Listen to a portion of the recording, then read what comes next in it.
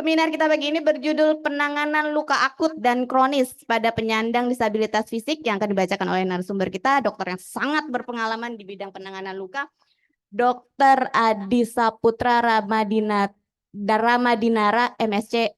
Saya nggak bisa nyebutnya nih, dok. Ya nggak usah. CWS, Tadi aja ya. CWS, Masya Allah. Nggak penting kok gelar itu. Wah, susah banget loh dok untuk mendapatkan gelar itu, dok. Betul, tapi nggak penting. Yang penting nanti kan gimana semua yang ada di sini dapat manfaat. Iya, betul. Ya kan? Yang luka bisa cepat sembuh, yang nggak luka jangan sampai luka. Iya. Ya itu yang paling penting. Oke. Mau gelar panjang-panjang nggak ada artinya kalau buat saya. Baik, tapi ini sekilas nih saya akan bacakan CV-nya dari dokter. Dokter Adi saat ini bekerja sebagai wound care physician di Pantai Indah Kapuk Hospital dan Brawijaya Saharjo Hospital di Jakarta. Di PIK aja sekarang. Oh, oke. Di PIK saja ya. Iya. Beliau juga bekerja sebagai tutor di postgraduate program di Cargill University. Di Cardiff UK, masih. Oke. Saya kayak lagi interview kerjaan. Tahu dulu loh dok. Oh iya. Tadi sini luar biasanya dokter. Dokter juga menempuh pendidikan dulu di Fakultas Kedokteran Universitas Indonesia ya. Ini ada senior saya ternyata. Ada adik kelasnya Dokter Mita. Iya. Lulus tahun 2009 ya. Betul. Kemudian melanjutkan pendidikan sebagai Certified Wound Specialist Physician, lalu Master of Science di Cardiff University, Wales. Wah, di Inggris ya dok ya. Oke, lalu juga menempuh pendidikan sebagai Certified Wound Care Trainer di Jerman tahun 2018. Beliau juga sebagai member dari berbagai asosiasi penanganan luka di berbagai negara. Ya. Dan sangat aktif sebagai invited speaker dan lecturer di berbagai conference baik di dalam maupun di luar negeri. Biasa. Sudah juga mengeluarkan banyak publikasi mengenai penanganan luka. Tapi memang selama ini lebih ke diabetes ya dok ya, penanganan luka diabetes. Enggak sebetulnya. Jadi kalau di Indonesia itu memang profesi saya kan mungkin nggak ada yang tahu kali. Adit aja dulu bisa kenal saya nggak tahu dari mana ya. Jarang sekali ada yang tahu. Tapi kalau di luar negeri itu sesuatu yang umum. Oh, oke. Karena kayak contoh ya di Inggris atau di Eropa terutama. Di sana itu kan semua bekerja itu based on gaji ya, dokter-dokter itu. Jadi semakin banyak subspecialty yang berkembang dan mereka tuh nggak mau ngurusin hal yang nggak menjadi majority mereka gitu loh. Lebih baik orang lain yang ngurusin. Tapi kalau di negara seperti Indonesia itu kan beda ya. Karena semua itu kan urusannya sama uang, betul nggak? Jadi kalau bisa dikerjain semua, kerjain semua. Hasilnya gimana belakangan gitu loh. Ya, nah jadi kalau di sana itu orang nggak ada yang mau keribetan sendiri untuk ngurusin hal-hal yang bukan bidangnya. Dan yang kedua mungkin juga mereka sadar ya bahwa tuntutan baik dari pasien maupun dari hukum ya itu kan di sana serius sekali. Di sini coba ya kan dianggap ya semua bisa diselesaikan dengan damai katanya kan begitu. Kalau di sana nggak bisa. Jadi once seseorang tidak kompeten atau dia tahu ada yang lebih kompeten mengerjakan sesuatu dia tidak itu salah. Gitu. Jadi nah kalau di sana sebetulnya bidang saya itu tidak hanya diabetes. Karena luka yang bermasalah, yang nggak sembuh-sembuh, itu kan yang menjadi fokus kerjaan saya sebetulnya. Yang saya pelajari dan yang saya kerjakan. Nah, yang luka yang nggak sembuh-sembuh itu memang kebanyakan penyandang diabetes. Tapi ternyata juga banyak nih seperti teman-teman yang dengan spina bifida, itu kan kelompok yang berisiko mengalami luka yang berkepanjangan, kronik, dan tidak sembuh. Gitu. Ada lagi nanti misalnya orang tua yang harus tirah baring total, ya itu juga menjadi resiko buat mereka. Jadi masih banyak lagi. Bahkan sebetulnya orang tidak ada diabetes, tidak tua, tapi lukanya dirawat tidak dengan baik sejak awal, itu pun bisa berpotensi nggak sembuh-sembuh gitu. Jadi sebetulnya luas cakupannya, tidak hanya diabetes. Tidak hanya gitu. diabetes ya. Betul, baik. Oke, dan yang terakhir tadi dokter juga menerima berbagai penghargaan. Yang paling hebat ini penghargaan dari MURI sebagai Wound Specialist Physician pertama di Indonesia yang disertifikasi oleh American Board of Wound Management ya dok ya. Bener, ini yang pertama ya dok ya? Ya Ya nggak ada yang karena mau. Loh iya kan? sampai sekarang nih dok masih Loh atau iya nggak ada yang sudah mau. enggak? Oh gitu ya. Oke, Dok. Dan nggak ada yang mau juga. Coba, banyak orang yang mungkin spesialis A, B, C, merawat luka juga. Ya, kalau saya memang sehari-hari belajar kerjanya itu merawat luka gitu. Jadi memang dedikasinya di situ gitu. Kalau yang teman-teman lain kan mungkin mereka punya fokus spesialisasinya masing-masing, kemudian juga merawat luka. Nah, dari pengalaman saya itu kalau ngerawat luka di Sambi, ya di Sambi artinya ngerjain apa, tapi ini juga biasanya nggak maksimal gitu. Ya baik dari segi keilmuannya dan juga dari segi eh, apa namanya aplikasinya gitu. Betul. Kalau di luar negeri semua kita memang yang namanya wound care physician ya kita hanya mengerjakan merawat luka, belajar, studi, penelitian semua soal luka Oh, gitu. harusnya dokter ini sangat dicari banget nih dok di Indonesia nih. Eh, Iya kan? Pastinya kan? Betul. Luar biasa, dokter Adi. Teorinya begitu, tapi Iya. ternyata enggak. Kenapa? Karena mindset kita ya tidak cuma Indonesia mungkin, tapi masih banyak negara berkembang ya. Itu masih mengandalkan ilmu-ilmu lama, Mm-mm. ilmu-ilmu yang diajarkan juga dulu mungkin Dokter Mita waktu kuliah, saya juga kan kita sama-sama dari UI ya. Bagaimana luka itu, satu luka nggak pernah diajarkan benar, gimana cara ngerawatnya ya. Dan baru nih belakangan mulai ada update, mulai ada, tapi juga tidak secepat itu kita berusaha mengejar ketertinggalan kita dengan perkembangan di dunia perawatan luka di luar sana ya. Mindsetnya kan masih gitu. Ini masih banyak loh yang dirawat oleh spesialis ya. Spesialisnya bukan sembarangan nih, benar-benar dari Fakultas Kedokteran, dari Universitas Pendidikan ya.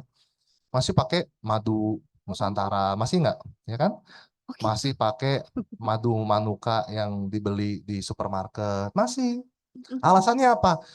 Kalau pakai dressing kan mahal, pakai ini aja. Itu saya nggak ngerti tuh. Kemarin baru ada soal pengalaman, saya cerita ya. Jadi ini saya nggak mengada-ngada, ini saya cerita ya. Baru ada, jadi dirawat oleh seorang spesialis bedah plastik pakai madu ini aja.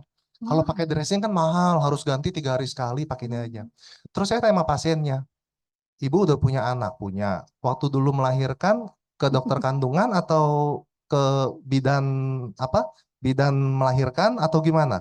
Ke kandungan. Kenapa ke kandungan kan mahal?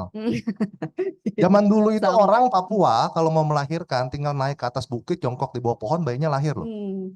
Bisa hidup sampai sekarang. Terus kenapa? Kenapa bidang tertentu orang operasi, orang patah tulang harus dioperasi, pasang pen mahal loh itu. Kenapa nggak ke dukun patah tulang? Zaman dulu belum ada apa? Belum ada ortopedi ya. Orang hidup-hidup aja, walaupun hasilnya berantakan ya. Nah ini kan sama gitu. Jadi luka itu selalu menjadi anak tiri begitu. Jadi saya akan sangat heran kalau sampai saya dicari orang karena konsep yang ada sekarang itu masih begitu. Belum ya mungkin ya dok ya. Baru Dan sebagian. kayaknya ya sampai saya mati pun bahkan Oh, belum. Belum bukan karena belajar dari pengalaman kita selalu tertinggal 20-30 tahun ke iya. belakang dalam segala hal. Mm-mm. Dan kembali lagi semua kalau udah urusan yang menyangkut uang ya nah Betul, itu akan complicated tuh betul, betul, ya. betul. Dan kalau saya dicari segitu banyak orang tangan juga nggak cukup ya dua. Jadi dan tambah lagi nggak ada yang mau. Mungkin belum Baru ada satu nih. ya. Ada satu yang mau, saya udah dia mau, dia lagi belajar sekarang di Cardiff ya. Mm. Moga-moga dia benar-benar bisa konsisten Mm. dan mengikuti apa yang saya kerjakan Nah, gitu. ini tuh dok. Gitu. Oke, Hmm, dokter ada materi ya ada. presentasinya? Oh, gitu. Jadi kita Kita ngobrol-ngobrol ngobrol aja nih ya dok iya. ya hari ini ya. Iya, ada tapi nanti kita Ada. ngobrol karena saya bilang sama Mbak Ayu sebaiknya kita lebih banyak diskusi dan ngobrol ya. Saya nggak mau Betul. ngasih kuliah pagi-pagi begini buat apa, benar nggak? Karena belum tentu yang saya sampaikan itu yang Bapak Ibu mau tahu. Iya, Ya, jadi tentu ada hal-hal poin-poin penting yang saya perlu sampaikan ya, tapi mungkin enakan lebih sambil ngobrol dan oke, diskusi ya. oke, Ha-ha. betul. Nah, jadi Ibu mau tahu apa? Oke. Nah, ya, iya. Sebenarnya Gimana, langsung sesi tanya saja. Nah, di sini nih kakak-kakak yang ada di sini nih kebanyakan sudah ini nih dok. Kalau anak saya nih, kok saya dulu deh. Tapi nggak, saya nggak punya pertanyaan, belum punya, nanti ya. Kalau anak saya ini mungkin belum terlalu banyak terpapar dengan luka-luka ya dok ya. Tapi mungkin dari ini kaki kan sudah kehilangan rasa ya, Ya. sensasi rasa dari kaki.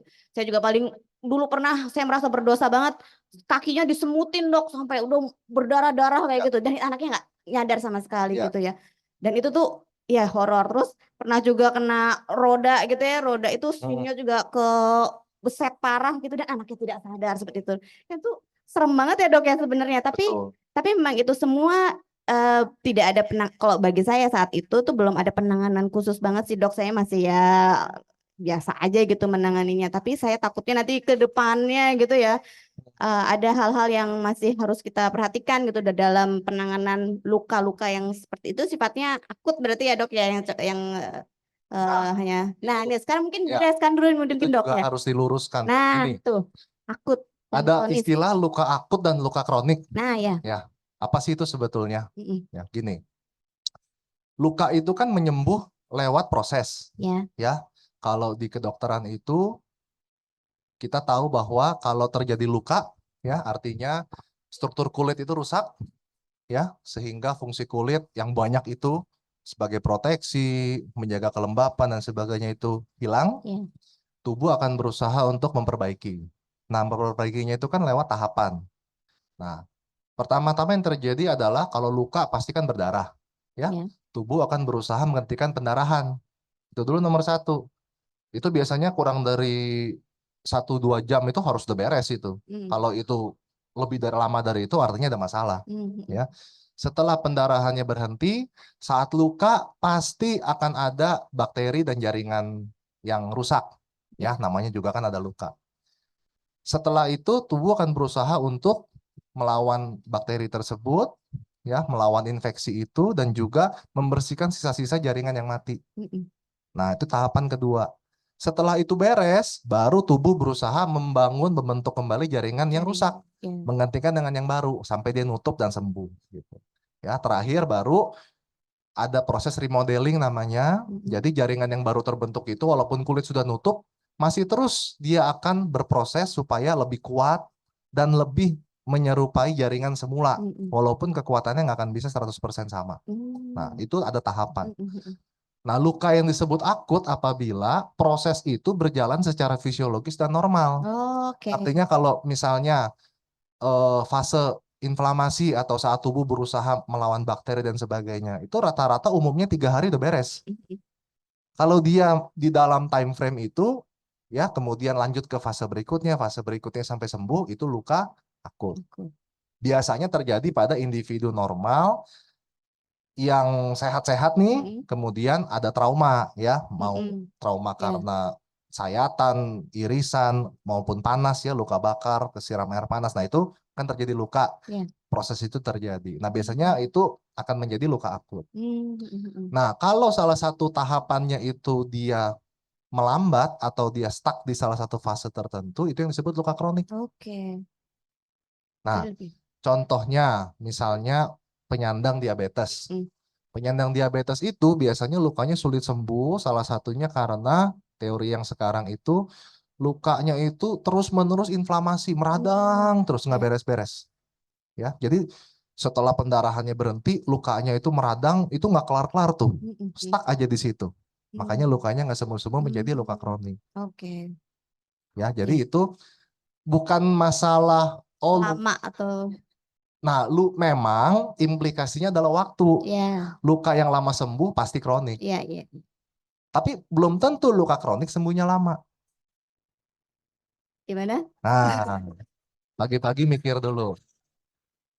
Kalau orang lihat luka nggak sembuh-sembuh, ini pasti luka kronik. Iya, betul. Tapi kalau orang dengan luka kronik, 2 bulan datang 2 bulan dengan luka, kemudian kita rawat dengan benar, belum tentu sembuhnya akan selama itu. Iya. Karena bisa juga yang menyebabkan luka yang nggak sembuh-sembuh, perawatan awalnya nggak tepat. Iya. Gitu loh. Oke. Nah, sekarang ini ada satu kelompok lagi yang disebut, kita sebutnya gini, misalnya contoh ya, misalnya saya diabetes, ya.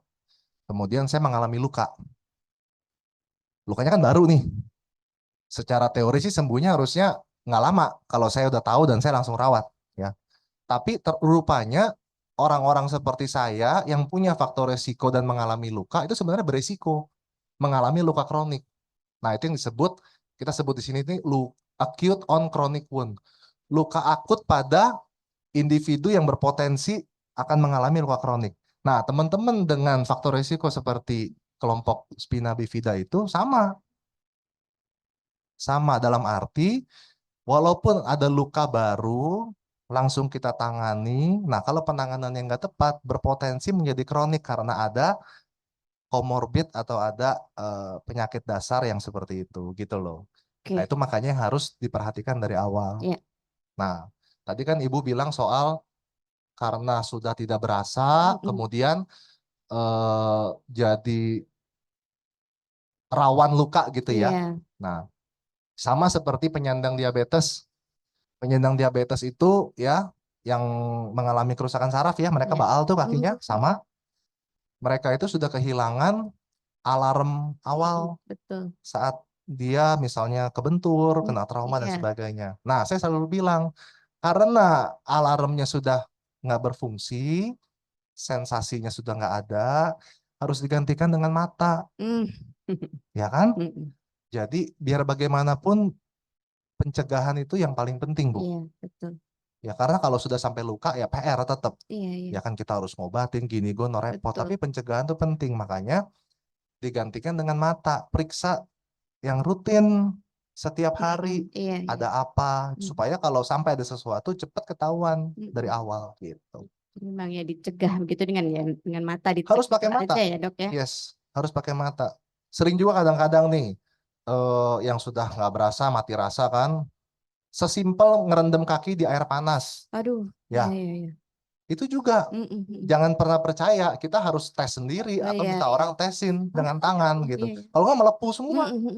Atau yang sering juga tuh pakai alat pemanas yang apa dipanasin gitu Mm. ya ototnya, Mm-mm. padahal dia baal mati rasa, Mm-mm. kebakar, luka bakar Mm-mm. karena kelamaan, Iya. ketiduran, ya. Mm, Nah, iya, itu. Jadi harus digantikan fungsi perasanya dengan indera lain, iya, betul. gitu. Iya. Dan kita ya sebagai caregivernya juga harus Nah, aware betul, betul ya, Dok ya. betul. Memang tanggung jawabnya nanti ada di caregiver, pasangan, orang tua, ya saudara, atau mungkin kalau sudah usia lanjut ya betul-betul caregiver, seseorang yang kita minta tolong untuk jagain Iya, gitu. iya. Oke. Oke, mungkin ada Kak Adit dulu, silakan Kak Adit. Kalau kita pakai kursi roda itu gimana sih dok supaya nggak luka berulang gitu dok? Nah, Atau kan karena kita kan selalu duduknya berjam-jam ya setiap hari dok. betul, Kalau kerja pun duduk, kalau aktivitas duduk, olahraga duduk gitu ya dok ya. betul. Itu gimana dok supaya nggak luka berulang? Nah, sekarang gini, eh, teman-teman nih Bapak Ibu, apakah sudah pernah diinfokan dari awal waktu muncul diagnosa spina bifida bahwa akan ada resiko luka tekan di kemudian hari? Enggak, Dok. Enggak, Dok. Itu dulu nomor satu. Itu saya bisa mengerti mungkin begini ya, mungkin. Ya, mungkin karena diagnosa spina bifida sendiri kan sebuah diagnosa besar ya. Iya. Dan apa implikasinya itu ke depan itu panjang dan sesuatu yang berat ya. Jadi mungkin tidak sempat disampaikan oleh dokternya. Ya, tapi itu adalah sesuatu yang perlu kita tahu bahwa seseorang dengan spina bifida yang buat saya sebetulnya itu bukan sebuah kecacatan, tapi itu adalah sebuah berkah ya Bu. Iya. Ibu ngerasa nggak?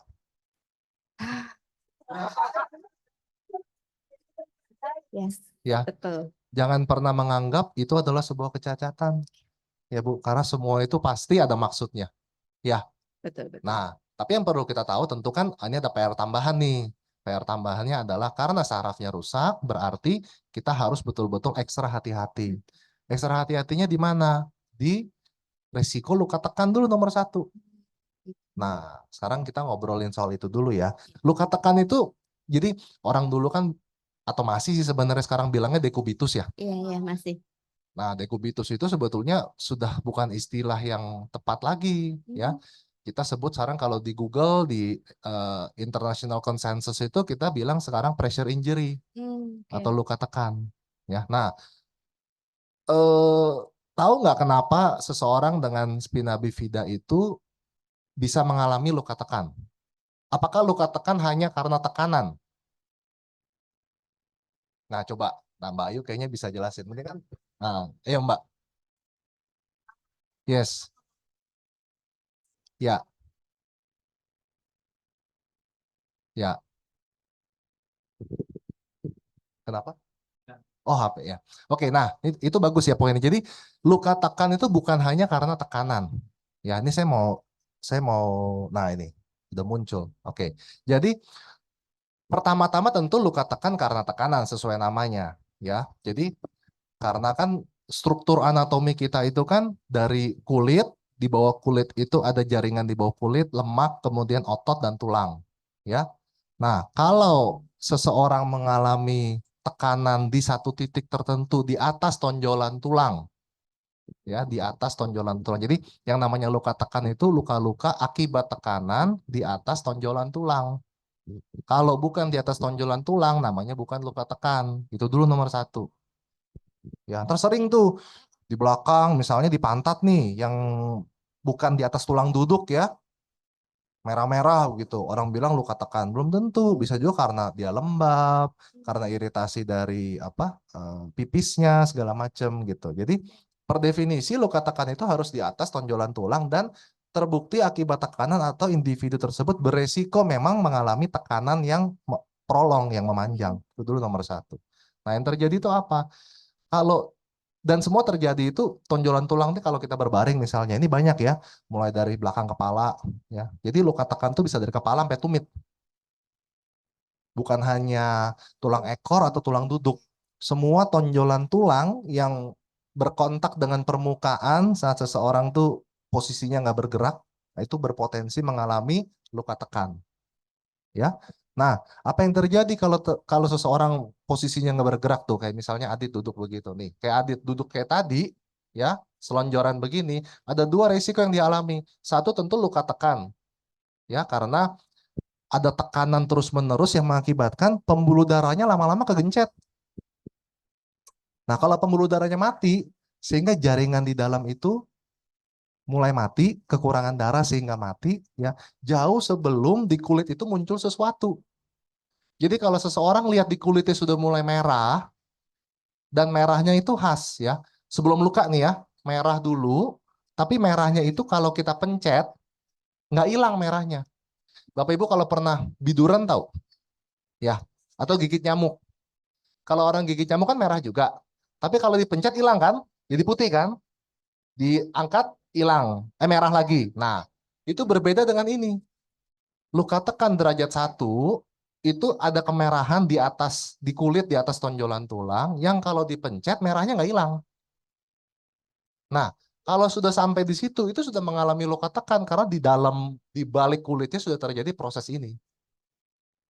Ya, sudah mengalami luka tekan. Nah, tadi ada tekanan yang kedua, faktor berikutnya yang menjadi resiko itu adalah ini. Nah, shear force. Jadi gini, kalau tekanan itu kan akibat gaya yang tegak lurus terhadap permukaan ya. Ini kalau saya begini, ini saya nekan nih. Kalau shear force itu yang sejajar dengan permukaan. Bayangin gini Bu, bayangin kita punya tahu ya. Tahu gede nih, tahu putih tuh ya. Kalau tahu putih, tinggi ya tahu putih ya segini ya.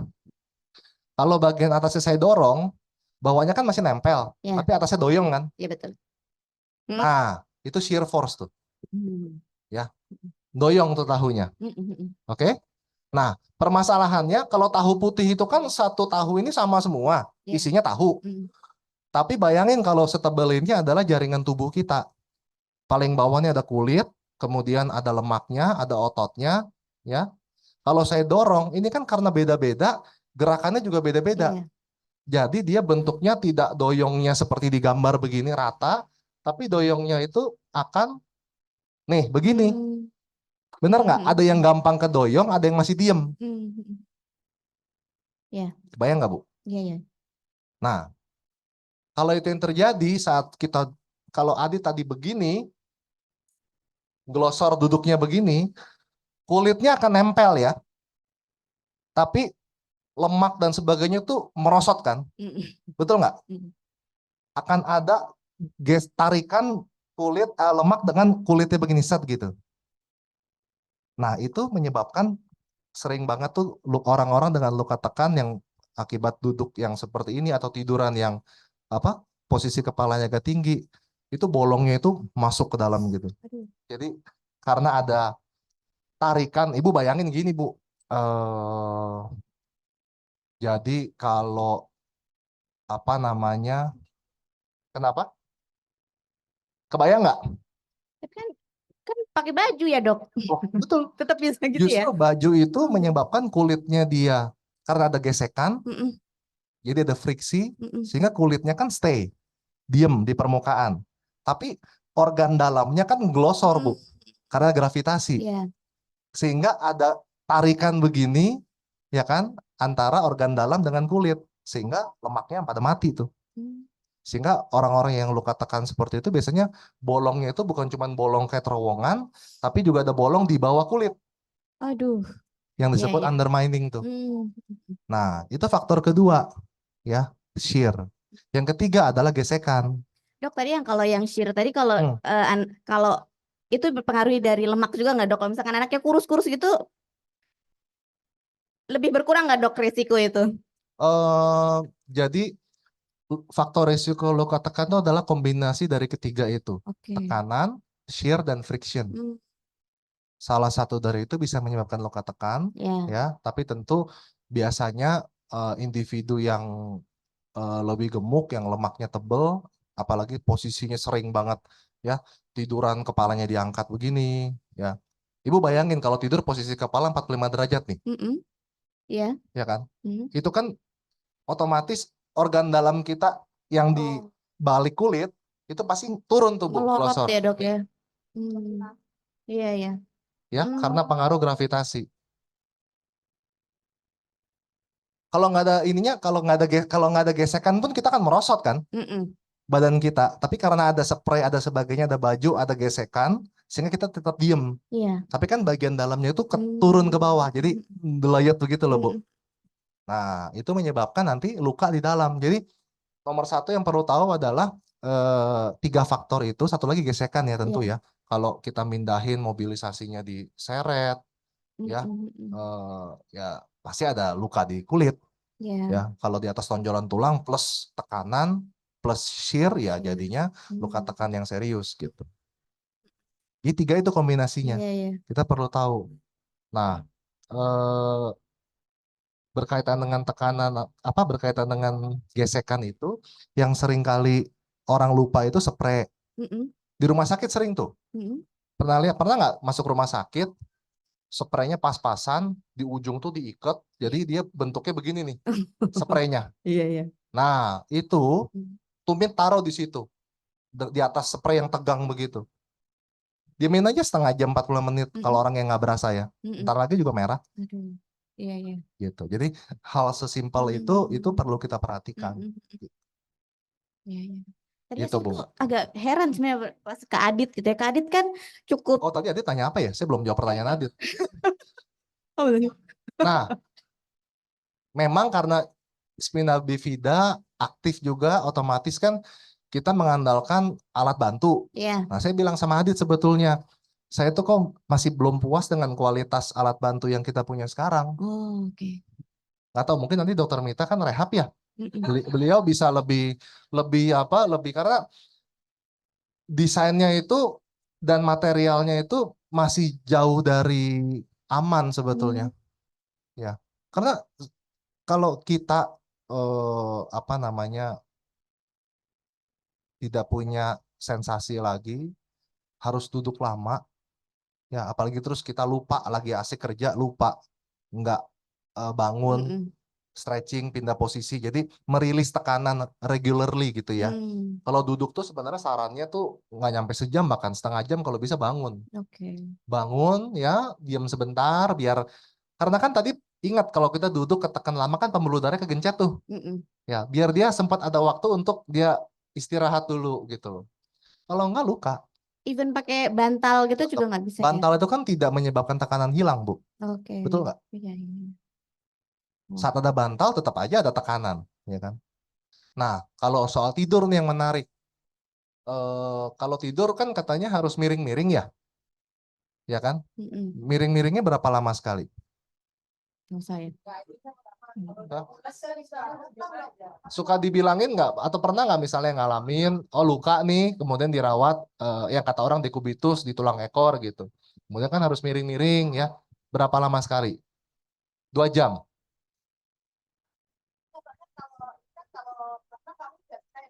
Harus dibantu, harus dibantu.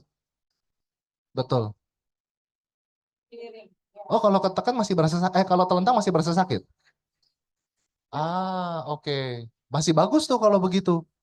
Karena kalau misalnya seseorang dengan stroke misalnya ya, yang udah nggak berasa sama sekali, dia nggak tahu apa-apa, mau telentang, mau ini nggak tahu. Kita yang harus Iya. harus mindahin. Mm-mm. Nah, interval mindahinnya pun itu nggak bisa dipukul rata semua orang sama. Oke. Kira-kira? Nah, itu harus dilihat. Karena gini, teori 2 jam. Pernah dengar nggak harus miring-miring 2 jam sekali gitu ya? Kita dulu masih diajarin gitu ya, Dr. Mita ya. Tahu nggak angka 2 jam itu datangnya dari mana? Nah, coba ceritain gimana.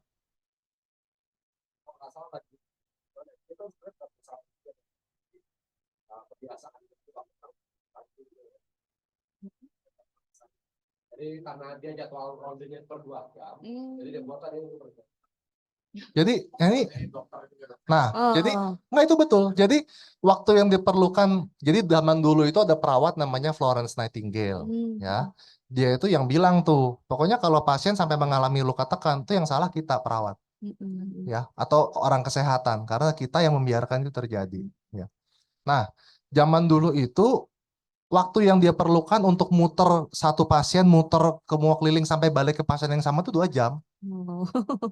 Jadi ya udah 2 jam gitu ya. Makanya selalu disarankan tuh miring-miring 2 jam sekali. Tapi padahal belum tentu sama, kayak contoh misalnya, Adit dengan bentuk tubuh seperti ini, sama seseorang yang tubuhnya kurus kering.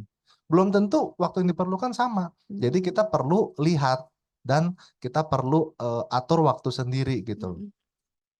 Iya, iya. Gitu. Jadi kalau menjawab pertanyaan Adit, memang risikonya tinggi. Nggak ada cerita, mau gimana. Jadi solusinya adalah rajin bangun. Iya, betul. Itu dia, Dok. Gini, biasanya kan individu dengan spina bifida itu upper body-nya relatif kuat ya. Ya. Relatif tidak bermasalah ya. Jadi mungkin harus dibuatkan kursi khusus di mana ada pegangan yang membuat dia bisa bangun. Bisa nggak? Kira-kira? Iya. Artinya gini, saya tuh melihat Adit, kemudian ada lagi satu temannya Adit adalah Berto ya. Oh, ada di Zoom. Oh ya. Nah, yang saya lihat itu mereka semua aktif, mereka semua itu masih muda, tapi kok kayaknya alat bantunya nggak cukup untuk mensupport keaktifan mereka. Itu yang makanya saya bilang sama Adit, ini kayaknya kalau bisa kita lakukan sesuatu itu akan bagus ya. Kayak contoh hal sesimpel itu, kursinya tuh dibikinin pegangan kayak walker gitu, pegangan besi fix. Jadi setengah jam sekali itu bisa pegangan, kita kayak orang pull up gitu loh. Iya. Ya kan? Makanya upper body-nya harus kuat. Jadi fokus latihan itu selalu olahraganya itu menguatkan otot bagian atas. Berapa lama tuh, Dok, kira-kira ini ya? Ya, Naiknya Bu, gitu. naik begitu 5 menitnya udah bagus sekali daripada nggak sama sekali. Yang penting ada waktu untuk merilis tekanan gitu ya, Dok. Betul, betul daripada nggak sama sekali. Nah, kembali lagi berapa lamanya tergantung individu beda-beda ya, dan berapa lama dia duduk tadinya gitu loh. Tapi harus ada begitu. Ini PR-nya Bu Iren nih, Kak Adit ya. Bu Iren itu siapa? Bu Iren ibunya. Oh, Ibunya Kak Adit nih yang punya workshop ya untuk membuat alat-alat bantu seperti itu nih, Dok, sebenarnya oh gitu. di Cirebon. Ah, iya. Terus standar kan Mm-mm. buat supaya sirkulasi darah, sirkulasi darah yang lancar buat anak-anak. Iya, Iya, jadi Kalau udah tambah gede, betul. berat. Berat. Saya udah nggak sanggup waktu itu. Jadi Kela dulu pakai Iya. gendong, hahaha. saya bisa angkat sendiri, tapi setelah umur berapa ya, lewat dari kelas 3 saya udah nggak kuat. Oke, Ya, oke. dan enak kalau standar karena kebetulan dia ada dislokasi, Mm-mm, hipsnya, mm-mm. terus standarnya bisa dibuka. Oke, Full support. oke, Masih ada tapi udah nggak saya rangkai lagi. oke. Saya udah nggak kuat setelah umur berapa ya, maksudnya karena dia harus benar-benar saya jaga, Iya, terus diklik semuanya dia berdiri. Memang kalau aku lihat lebih sehat sih. betul. Ya, karena dia bisa berdiri. Iya, iya, iya. Sekarang udah nggak ada. Sebenarnya kalau mau dibikin mah banyak kok caranya. Mm. Kayak contoh ya, kita bisa bikin semacam suit baju begitu, kayak pakai sistem katrol, ditarik Mm-mm. aja kerek, dipaksa bangun. Kita nggak usah pakai tenaga apa-apa. Sebetulnya bisa, cuman ada yang mau mikirin nggak? Itu loh, Bu. Bisa. Mm-mm. Iya, heeh. Sistem katrol dipegang. Jadi kayak orang itu, Bu, apa? Tahu kan? Sesuai. Iya. Ini nggak safety gitu, jadi akhirnya kita nggak jadi gitu. Mm-mm. Supaya dia tetap bisa ngelak gitu kan, dia sendiri gitu. Tapi terus waktu itu nggak dapet sih. Iya. 4 tahun yang lalu ya. Individu dengan spina bifida tuh berapa banyak sih di Indonesia? Berapa? Itu yang ketahuan, yang ketahuan. Saya yakin lebih banyak deh harusnya. 1000 kelahiran Ada satu. Iya.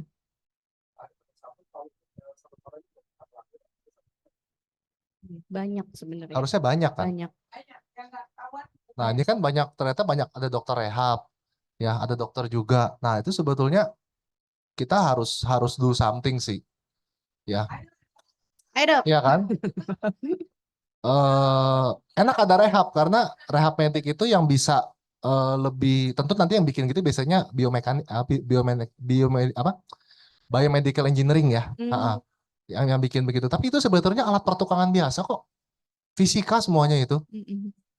Desainnya tinggal kita maunya gimana, bantu dia berdiri, alat bantunya tuh semua jadi diprogram. Misalnya anak-anak yang masih relatif kecil, kita buat alat bantunya seperti apa. Begitu itu sudah mulai remaja, dewasa, itu beda lagi nanti. Iya. Tergantung aktivitasnya gitu loh. Ya, itu Memang. menarik ya, nanti jadi PR Betul. kita deh itu. Dokter Ya. Mita, Hmm. Dokter Mita, Ya, tolong. nanti kita harus pikirin. Betul. Betul. Ya. Oh, kalau ada yang tanya kasih mic, Bu. Oh, ke ini, ke. Oh, oke. Yang di sini ya. Oke, nggak kedengeran ya. Baik, gimana nih? Ada lagi mungkin?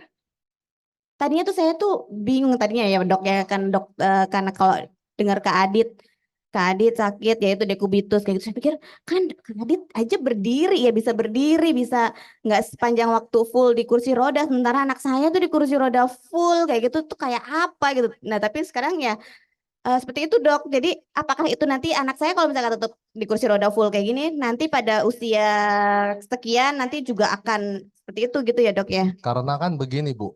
Gampangnya gini, bayi tiduran hampir 20 jam sehari nggak ada dekubitus tuh. Ya. Bener gak? Nah itu.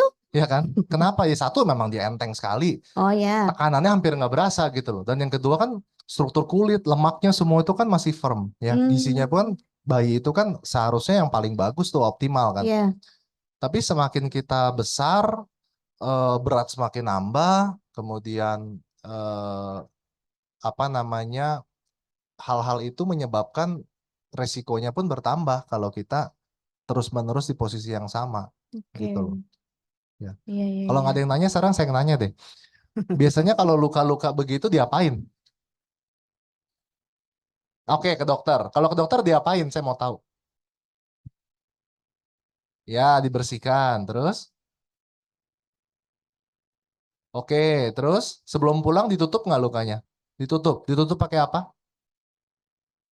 Nah, Kasa. pakai kasa. Iya. Oke, ini. Nah, ini dokter nih. Enggak apa-apa, saya mau nanya. Yang lebih canggih nih kayaknya dressingnya. Nah, oke. Pertanyaannya gini dulu. Luka itu harus ditutup nggak sih? Karena masih banyak nih orang yang berpikir luka tuh harus dibuka, diangin-anginin biar cepet kering. Hah? Udah kering itu definisinya sudah sembuh atau luka tapi nggak mengeluarkan cairan. Dua-duanya sama-sama kering tuh. Tapi masih luka. Kayak ada kulitnya, kayak kalau kita Oh, kayak orang jatuh. Nah, oke. Oke, ya, oke. Koreng, ya. Nah, gini ya, gini. Kalau lukanya dalam, nggak akan muncul koreng itu, Bu. Ya, koreng itu muncul saat lukanya itu dangkal, kemudian ada darah yang keluar, darahnya mengering. Darah yang mengering itu akan nutupin luka itu. Ya, kalau itu yang terjadi, nggak usah dikopet-kopet, biarin aja karena si koreng itu selama dia nggak terinfeksi, dia sebetulnya nutupin lukanya supaya bakteri nggak masuk. Nah, pertanyaannya kan sekarang kalau luka ya, luka-luka orang luka tekan kan mungkin tahu ya, dalam-dalam besar-besar gitu ya, lukanya dalam. Harusnya ditutup atau dibuka? Ditutup karena supaya nggak infeksi. Oke, ya itu dulu nomor satu ya. Karena masih banyak nih yang berpikir luka tuh harus dibuka gini gini. Luka harus ditutup ya. Itu teorinya udah dari tahun 62 tuh.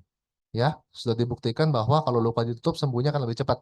Nah, pertanyaan kedua, ditutup dengan kasa nih selama ini. Oke, supaya nggak infeksi. Ada komentar nggak? Sufratul, oke. Kasa, Sufratul. Ada komentar nggak? Nah, ada komen merek. Sekarang gini, tujuan kita tutup luka, satu tentu supaya kelembapan terjaga. Karena teori sudah menunjukkan bahwa luka itu harus dalam kondisi lembab, supaya proses penyembuhannya bisa berlangsung dengan baik. Ya. Sekarang yang kedua, supaya melindungi biar bakteri nggak masuk. Ya. Nah, kalau kita tutup pakai kasa, atau pakai sufratul, apapun itu sesuatu yang bolong-bolong, kira-kira bisa melindungi supaya bakteri nggak masuk dan supaya lembab nggak? Tidak.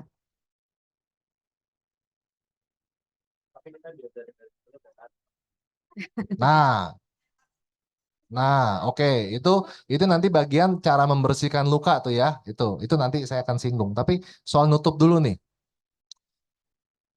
pakai kasa kira-kira bisa menjaga supaya lukanya lembab nggak? Tidak. Nah, malah kering, karena kan bolongannya membuat air nguap semua. Bisa melindungi supaya bakteri nggak masuk nggak? Tidak. Terus kok diem aja waktu dokternya tutup pakai kasa?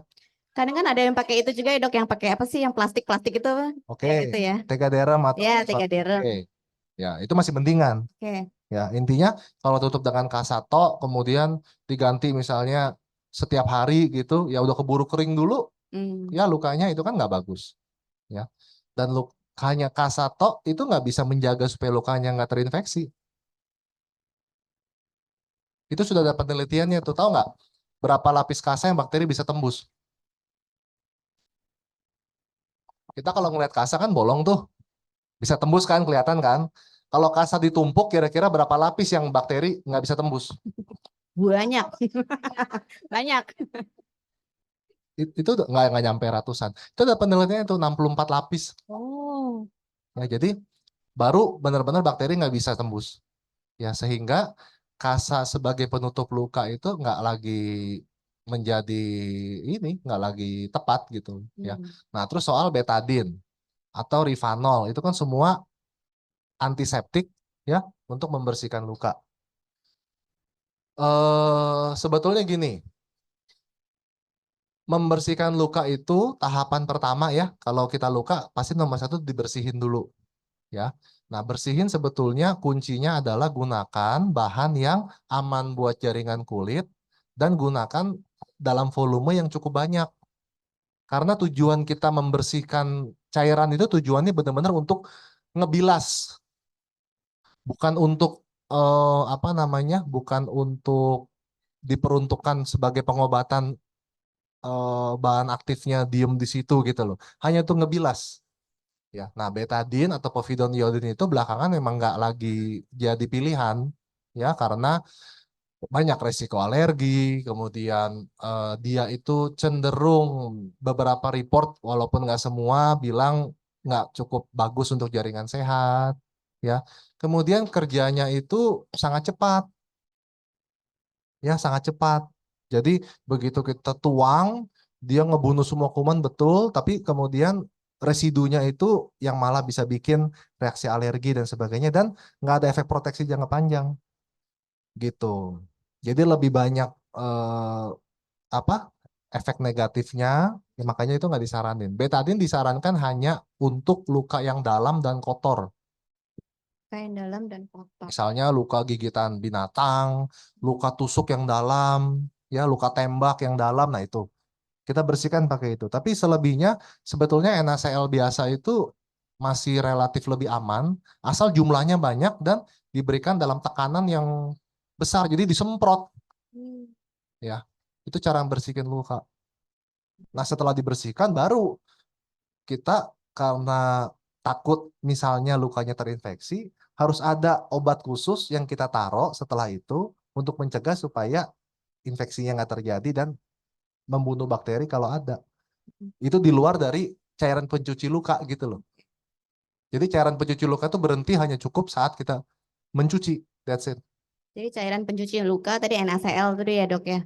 Kalau yang mau simple murah meriah NaCl juga masih oke. Kalau sebetulnya. air biasa aja dok. Air biasa kalau di luar negeri bilang boleh, tapi karena air di luar negeri kan bisa diminum, Bu. Kalau di sini kan mencret. Ya, jadi Aqua deh ya air mineral gitu. ya kalau Air gini, kemasan. luka tekan itu kan bukan ini kalau lukanya misalnya kepepet nih Bu ya, Iya, misalnya. iya. Kalau kepepet mah apa aja Iya. pakai nggak apa-apa. Tapi kan setelah itu dibersihin lagi. Setelah kita ketemu NaCl dan sebagainya kan. Oke. NaCl lalu tadi diberikan obat yang untuk membunuh kumannya itu ya dok. Nah, sekarang begini. Tadi kan saya udah bilang, individu dengan spina bifida itu termasuk kelompok yang berpotensi luka jadi kronik. Iya. Jadi sebetulnya makanya satu PR Bapak Ibu adalah satu pencegahan. Ya, jangan sampai luka. Ya. Yang kedua adalah lakukan penanganan pertama dengan benar. Iya. Cuci lukanya, ya, kemudian tutup dengan first aid kit yang seadanya, kemudian segera ke dokter. Iya. Kalau dokter udah clear, oke nih aman nggak apa-apa, ya. Ya asal jangan dokternya tutup pakai kasa nanti. Makanya Itu ke dokter dia. Mita atau siapa cari dokter yang sudah paham, ya. Baru Bapak Ibu bisa lanjutkan perawatan silakan. Tapi yang penting sudah harus dilihat dulu dan dipastikan lukanya aman tidak bermasalah gitu loh. Jadi perlu dibedakan penanganan pertama dengan perawatan itu dua hal yang berbeda. Nah, ya. First aid itu benar-benar pertolongan pertama, ya. Tapi kalau perawatan luka tergantung kondisi lukanya. Bisa jadi perawatannya sama dengan tindakan first aid-nya, hanya dicuci dan ditutup, bisa jadi perlu hal lain, kan tergantung asesmennya nanti. Nah, Jadi itu nanti dokter yang akan betul. menjelaskan ya. Sayangnya dokternya tuh bukan dokter Adi gitu. Enggak lah, Jadi, harusnya banyak nah kok. misalkan nanti tadi dokternya memberikan kasa seperti itu dok, kan kita tahu wah, nggak bener nih dokternya.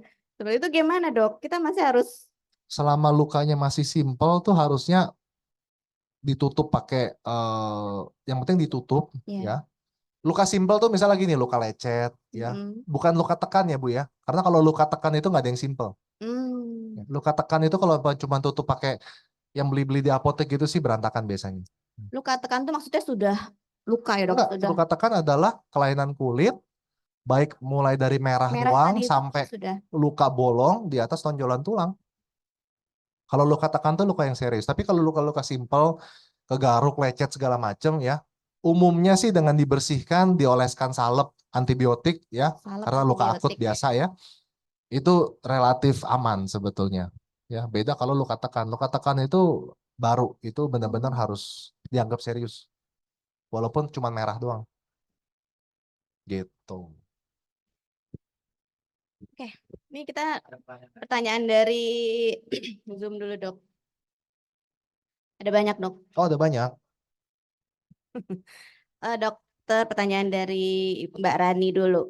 Dok, saya sudah 2 kali operasi dekubitus. Yang pertama sampai bolong dan bernanah. Lalu dioperasi, tapi lukanya dibiarkan terbuka. 12 tahun kemudian, ternyata luka terbuka dekubitusnya kumat lagi. Kata dokter sudah sampai ke tulang, tapi masih bisa dijahit tutup. Sudah 1,5 tahun sejak operasi, pelan-pelan membaik. Tapi kadang paha suka sakit, pengaruh dari si bekas lukanya. Lalu saya coba foto bekas luka di kubitus saya tanggal 16 Mei 2024. Terlihat seperti kekelopek. Harus saya apakan ya? Karena sejak pasca operasi kedua kalinya, saya hanya menggunakan NaCl dan povidone iodin. Apakah itu baik untuk kompres-kompres agar semakin tidak terbuka kulit halusnya? Dan katanya luka di kubitus saya sudah sampai tulang, baru lukanya ditutup jahit. Gimana nih dok? Pertanyaan saya, lukanya udah pernah sembuh atau enggak? Pernah sembuh. Pernah sembuh dok, tapi Dikirim foto? enggak Enggak. ya? Waktu itu pernah Rani ngasih foto ke saya tapi kehapus. Nggak bisa minta Luka lagi. sampai tulang sih biasa ya, itu iya maksudnya ya itu kalau luka tekan itu kan ada tahapannya, ya ada stagingnya, ya. Stage 1 itu yang masih merah tuh kayak tadi, tapi merahnya itu khas, kalau ditekan nggak hilang merahnya. Ini dok dikirim Ada dok. foto. Oh udah sembuh. Ini masih bolong nggak? Itu ada bolong nggak? Bisa langsung kontak sama Rani nggak sih di Zoom gini?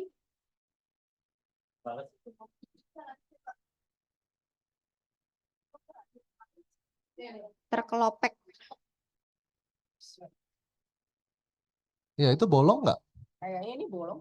Kalau masih bolong artinya kan belum betul-betul sembuh, ya kan? Iya. Adit, aku udah bisa ngomong apa gimana? Hah, nggak kedengeran? Iya, iya. Oh, Iya, iya. Rani, silakan Silakan. Rani, tanyakan saja langsung ke dokter. Yang dok, jadi kan saya sudah operasi 1,5 tahun yang lalu untuk kedua kalinya. Nah, itu tuh udah 2 minggu kemarin kok pahanya sakit gitu kan.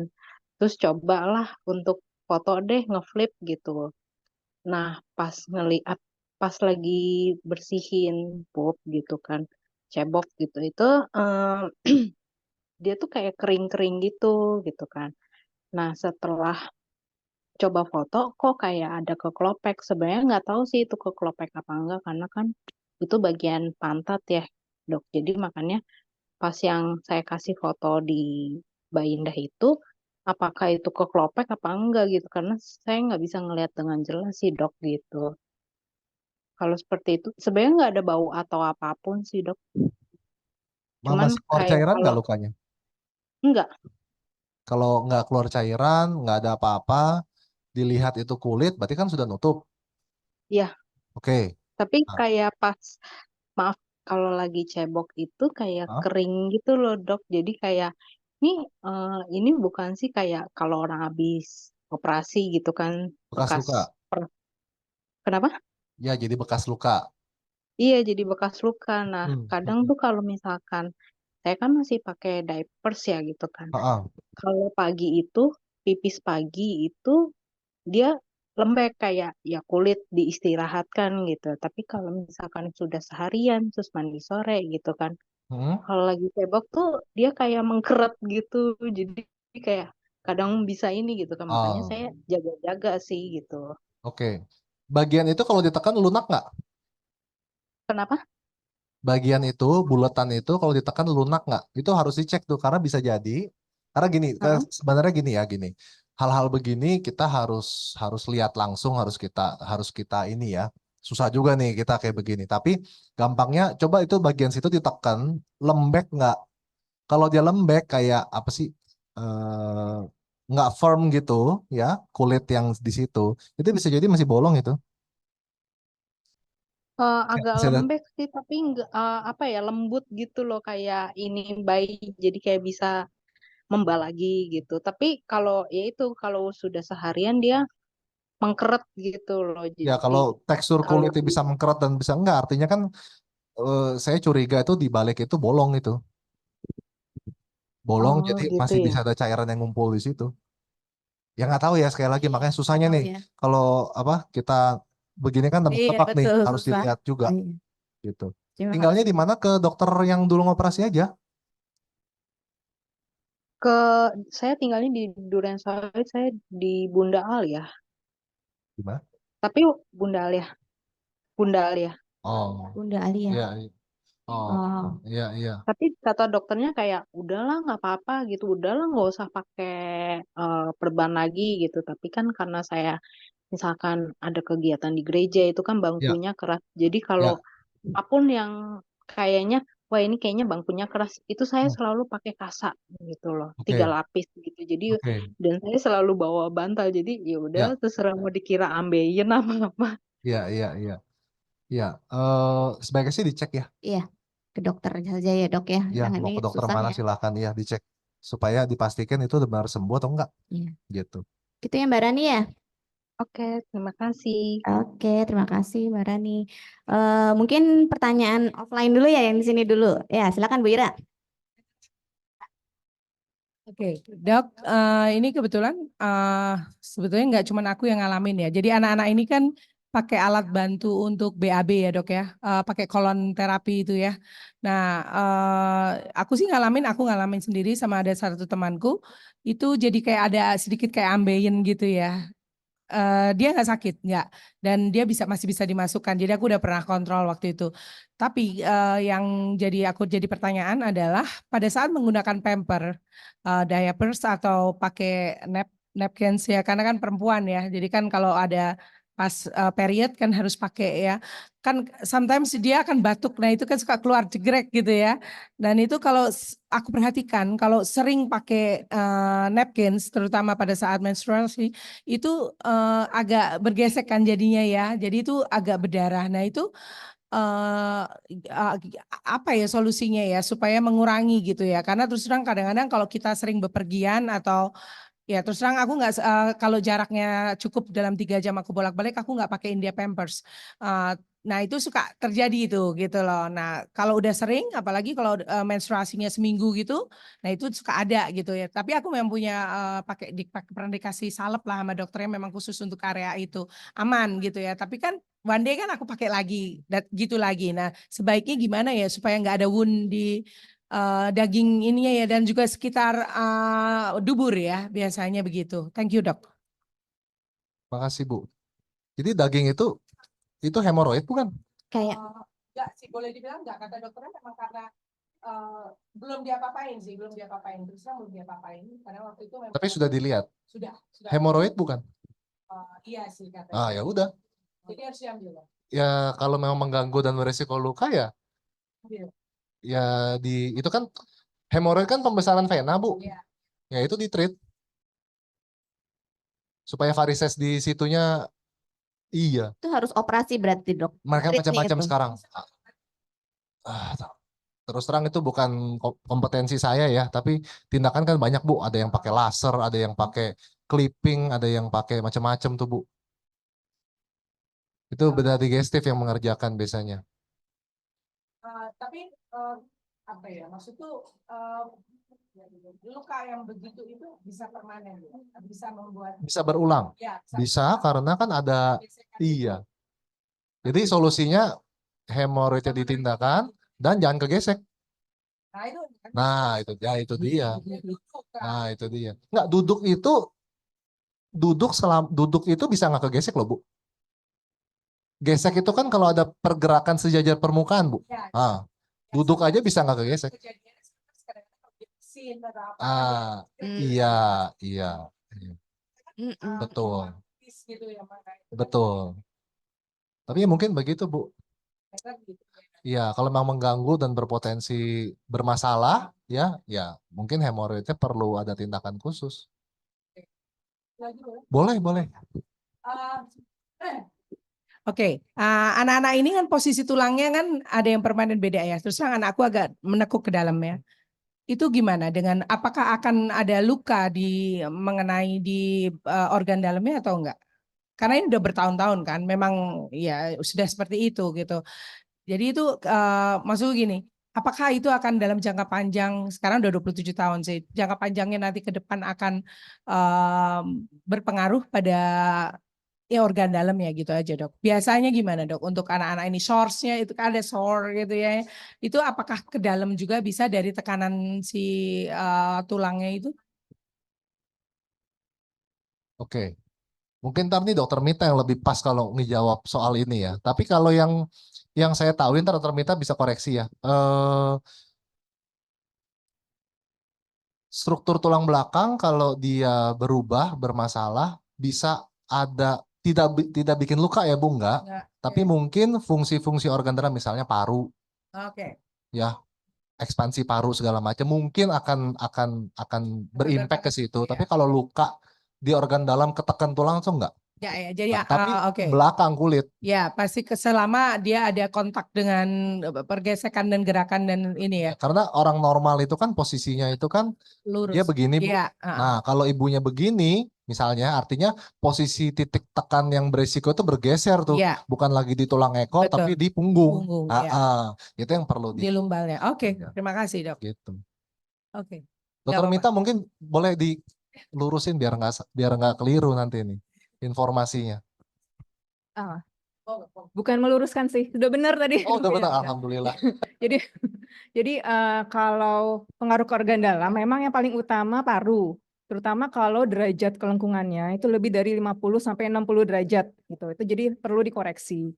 Kemudian kalau resiko luka akibat skoliosis, mungkin kalau skoliosis kan kalau yang di bagian torakal dok, skapulanya kadang lebih menonjol di satu sisi. Nah ya, jadi tadi benar. Skapula tulang belikat. Jadi tulang belikatnya beda, yang satu jadi lebih datar, yang satu lebih keluar. Nah, jadi posisi tadi kan saat nggak balance, jadi nanti posisi duduknya lebih dimodifikasi, jadi nggak kayak biasa. Mungkin jadi dok ya, agak dimiringkan atau tadi alas duduknya yang dimodifikasi, gitu sih. Oke. Makasih dokter. Makasih. Oh gitu. Oke, Bu Ira sudah puas ya? Tadi pertanyaannya sama nih, anak saya juga udah mulai ada hemoroid itu dok. Ya, betul, betul. Kolon apa sih? Itu gimana coba? Saya mau tahu. Enema. Dimasukin dari bawah. Iya, pakai cone gitu bentuk ininya, propnya tuh cone, jadi dimasukkan ke dalam duburnya. Oh, dilihat alatnya. Jadi enema. Oke. Iya, enema. Mungkin karena itu ada tekanan di sono itu sehingga venanya ke ini ya. Ya kan itu kan kita pakai terus kan kita hold berapa detik terus baru kita lepaskan. Kalau nggak dilakukan itu ngapuk. Nggak bisa BAB. Nggak bisa BAB. Nggak bisa.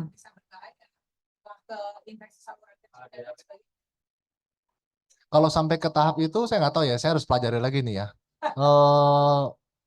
Bikin stoma itu pilihan bukan ya? Iya, itu pilihan juga. Pilihan ya. Betul. Pilihan akhir.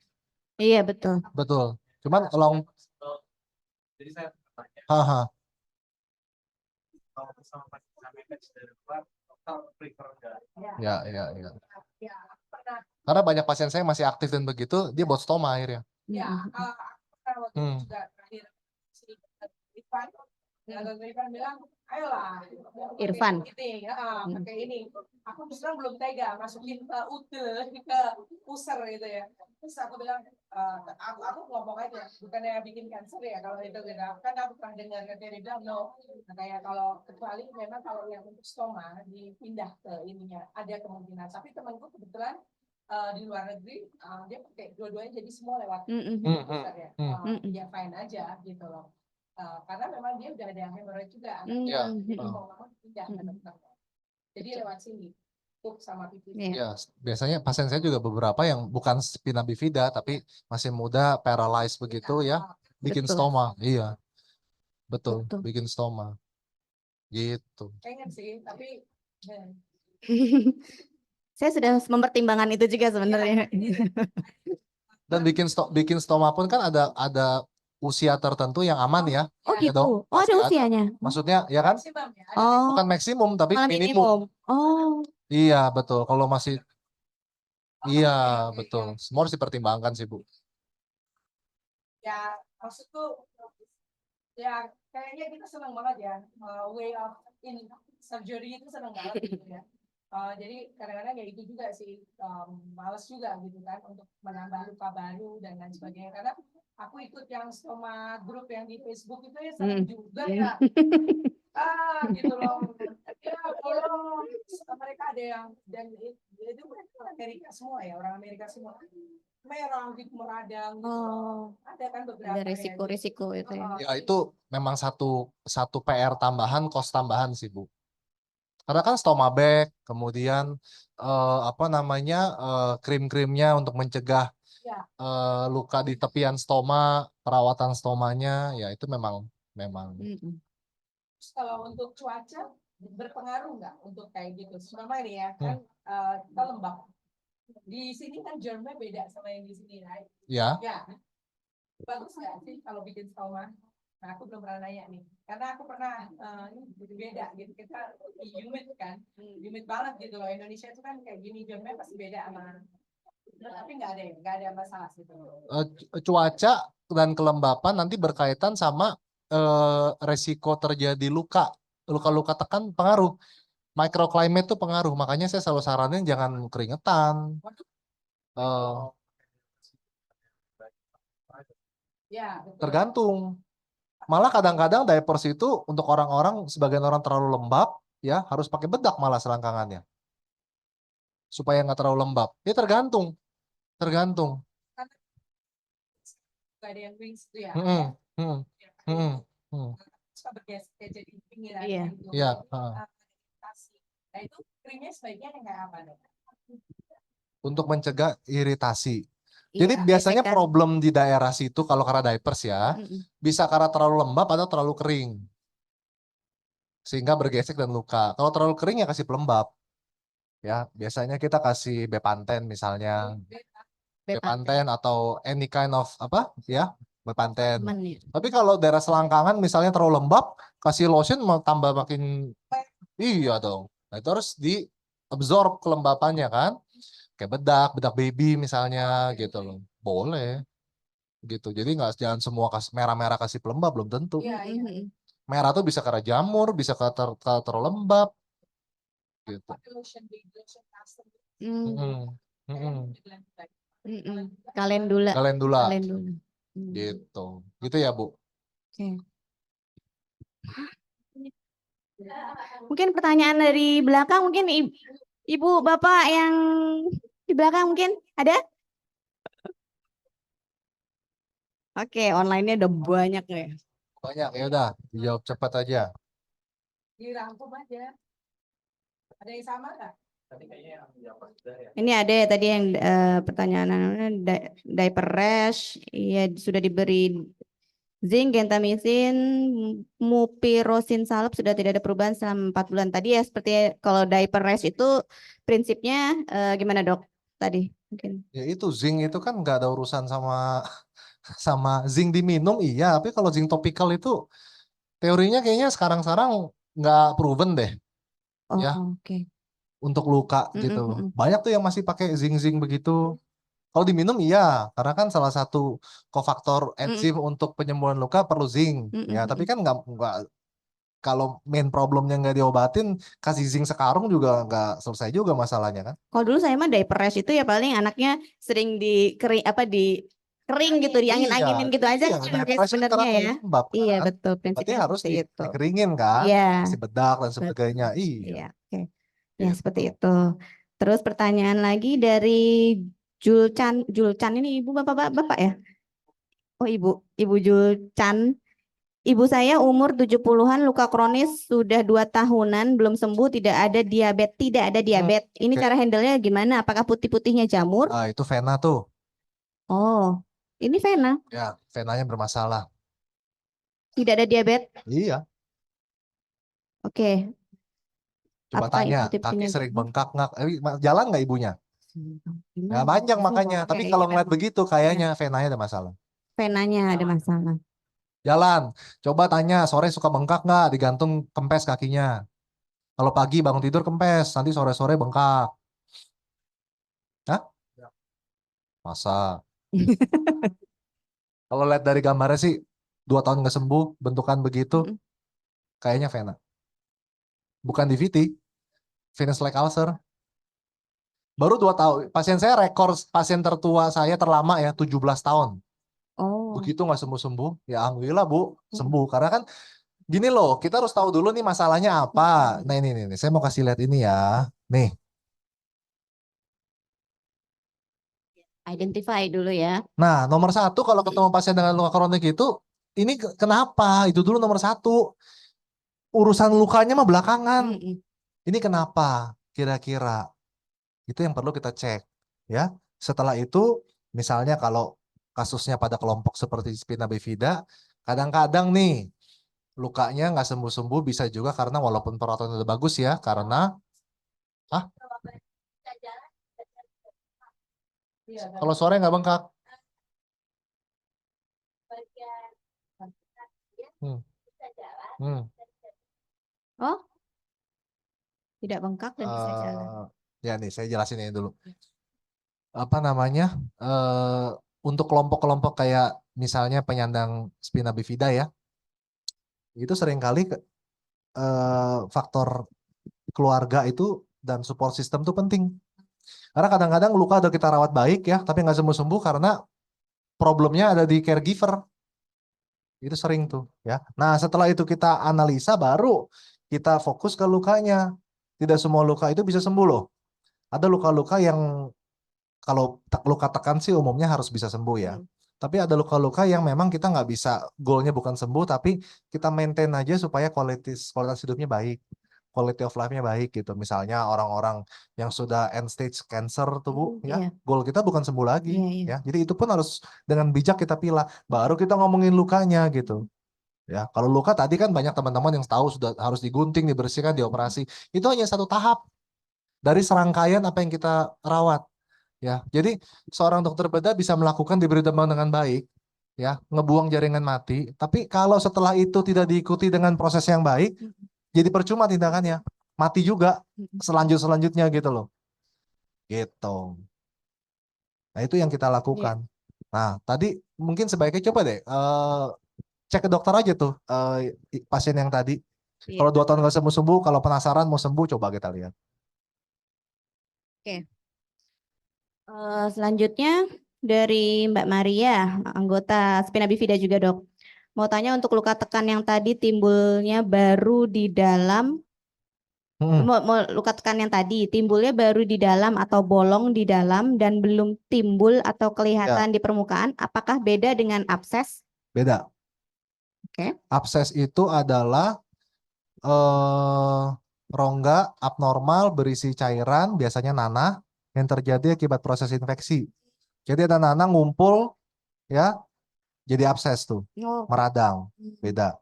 Kalau itu di dalam sudah bolong karena kematian jaringan, para pembuluh darahnya nggak kegencet, nggak dapat darah, itu kan nggak ada bakteri yang terlibat di Iya, sini, iya betul.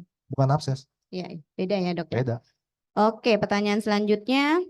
Anak saya pernah luka di kaki sampai 3 tahun baru sembuh karena jalannya diseret, sering kena gesekan, bolong. Bekas bolongnya jadi mengeras seperti kapalan. Apakah sudah bisa disebut sembuh? Kalau kapalan? Kalau sudah jadi Sudah ya? kapalan sudah sembuh. Sudah ya? Tapi kapalan itu nanti berpotensi menimbulkan luka lagi di daging di balik kapalannya. Kalau ketekan terus. Jadi harus rutin ditipisin. Oh, malah ditipisin. Iya Iya, dong. iya. Keren. Moisturizer, kemudian di apa? Pedicure. Pedicure. Karena masalahnya kan nggak berasa kan? Iya. Iya. Oke. Iya itu. Oke, pertanyaan selanjutnya. Saya Tiffany, anak saya dengan SB 6 bulan. Sudah 2 bulan diaper rash tidak kunjung membaik. Luka sampai merah, kadang sedikit berdarah, tapi tidak ada nanah. Sudah konsultasi ke dokter spesialis kulit, advice-nya kompres NaCl, diberi salep gentamisin dan miconazole. Sering juga saya beri krim diaper seperti Sebamed. Saya mau tanya, bagaimana penanganan diaper rash yang baik? Apakah farmakoterapi yang saya pakai sudah benar? Seperti tadi ya dok ya? Harus Diaper dilihat rash. loh. Betul. Itu kan dianggap semua tuh, dianggap ada infeksi bakteri, infeksi jamur, dikasih semua kan. Gentamisin, miconazole ini ya Ya dok kan, ya? satu buat infeksi bakteri, satu buat infeksi jamur. Tapi terlihat beda nggak sih dok kalau misalkan dari rashnya gitu terlihat kalau itu infeksi jamur atau Kan bakteri? dari ceritanya dicocokkan dengan apa yang kita lihat, itu kan akan kurang lebih kita bisa menduga ini apa dan kita treat gitu loh. Tapi Jadi itu harus dokter yang melihat ya? Ya biasanya sih gitu. Iya, iya, Kalau iya. enggak repot juga gitu. Tapi intinya susah kalau kita nggak berusaha. Saya ada pasien kemarin tuh masalah kulit brung keluar semua. Hmm. Dia bilang dia selalu ke dokter A disuntik, dokternya nggak mau kasih tahu suntikannya apa. Nah, Habis itu hilang. Tapi ntar berapa lama kambuh lagi begitu lagi. Saya bingung kok aneh sih. Ya kalaupun misalnya autoimun apa autoimunnya? Diagnosanya keluar dulu dong, hmm. ya kan? Masa psoriasis sebadan? Hmm. Oh, Sebadan, sebadan, semua satu badan. hmm. Ke dokter siapa? Bukan siloam. Oke, dikasih monoklonal antibody.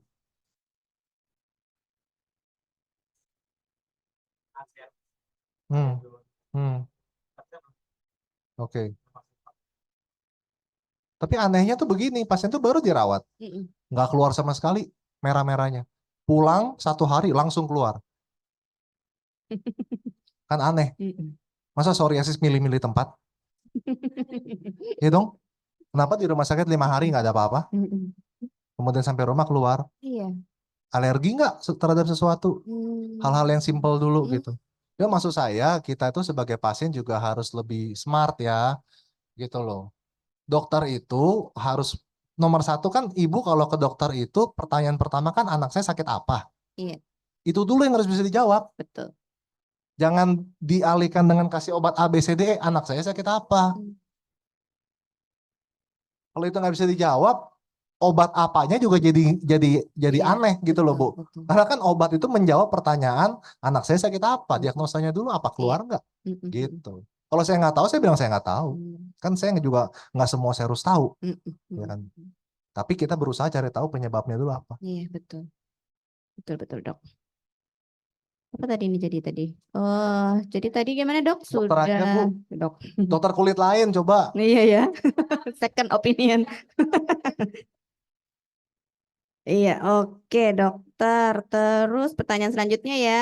Mau tanya soal luka selesai operasi tetat cord.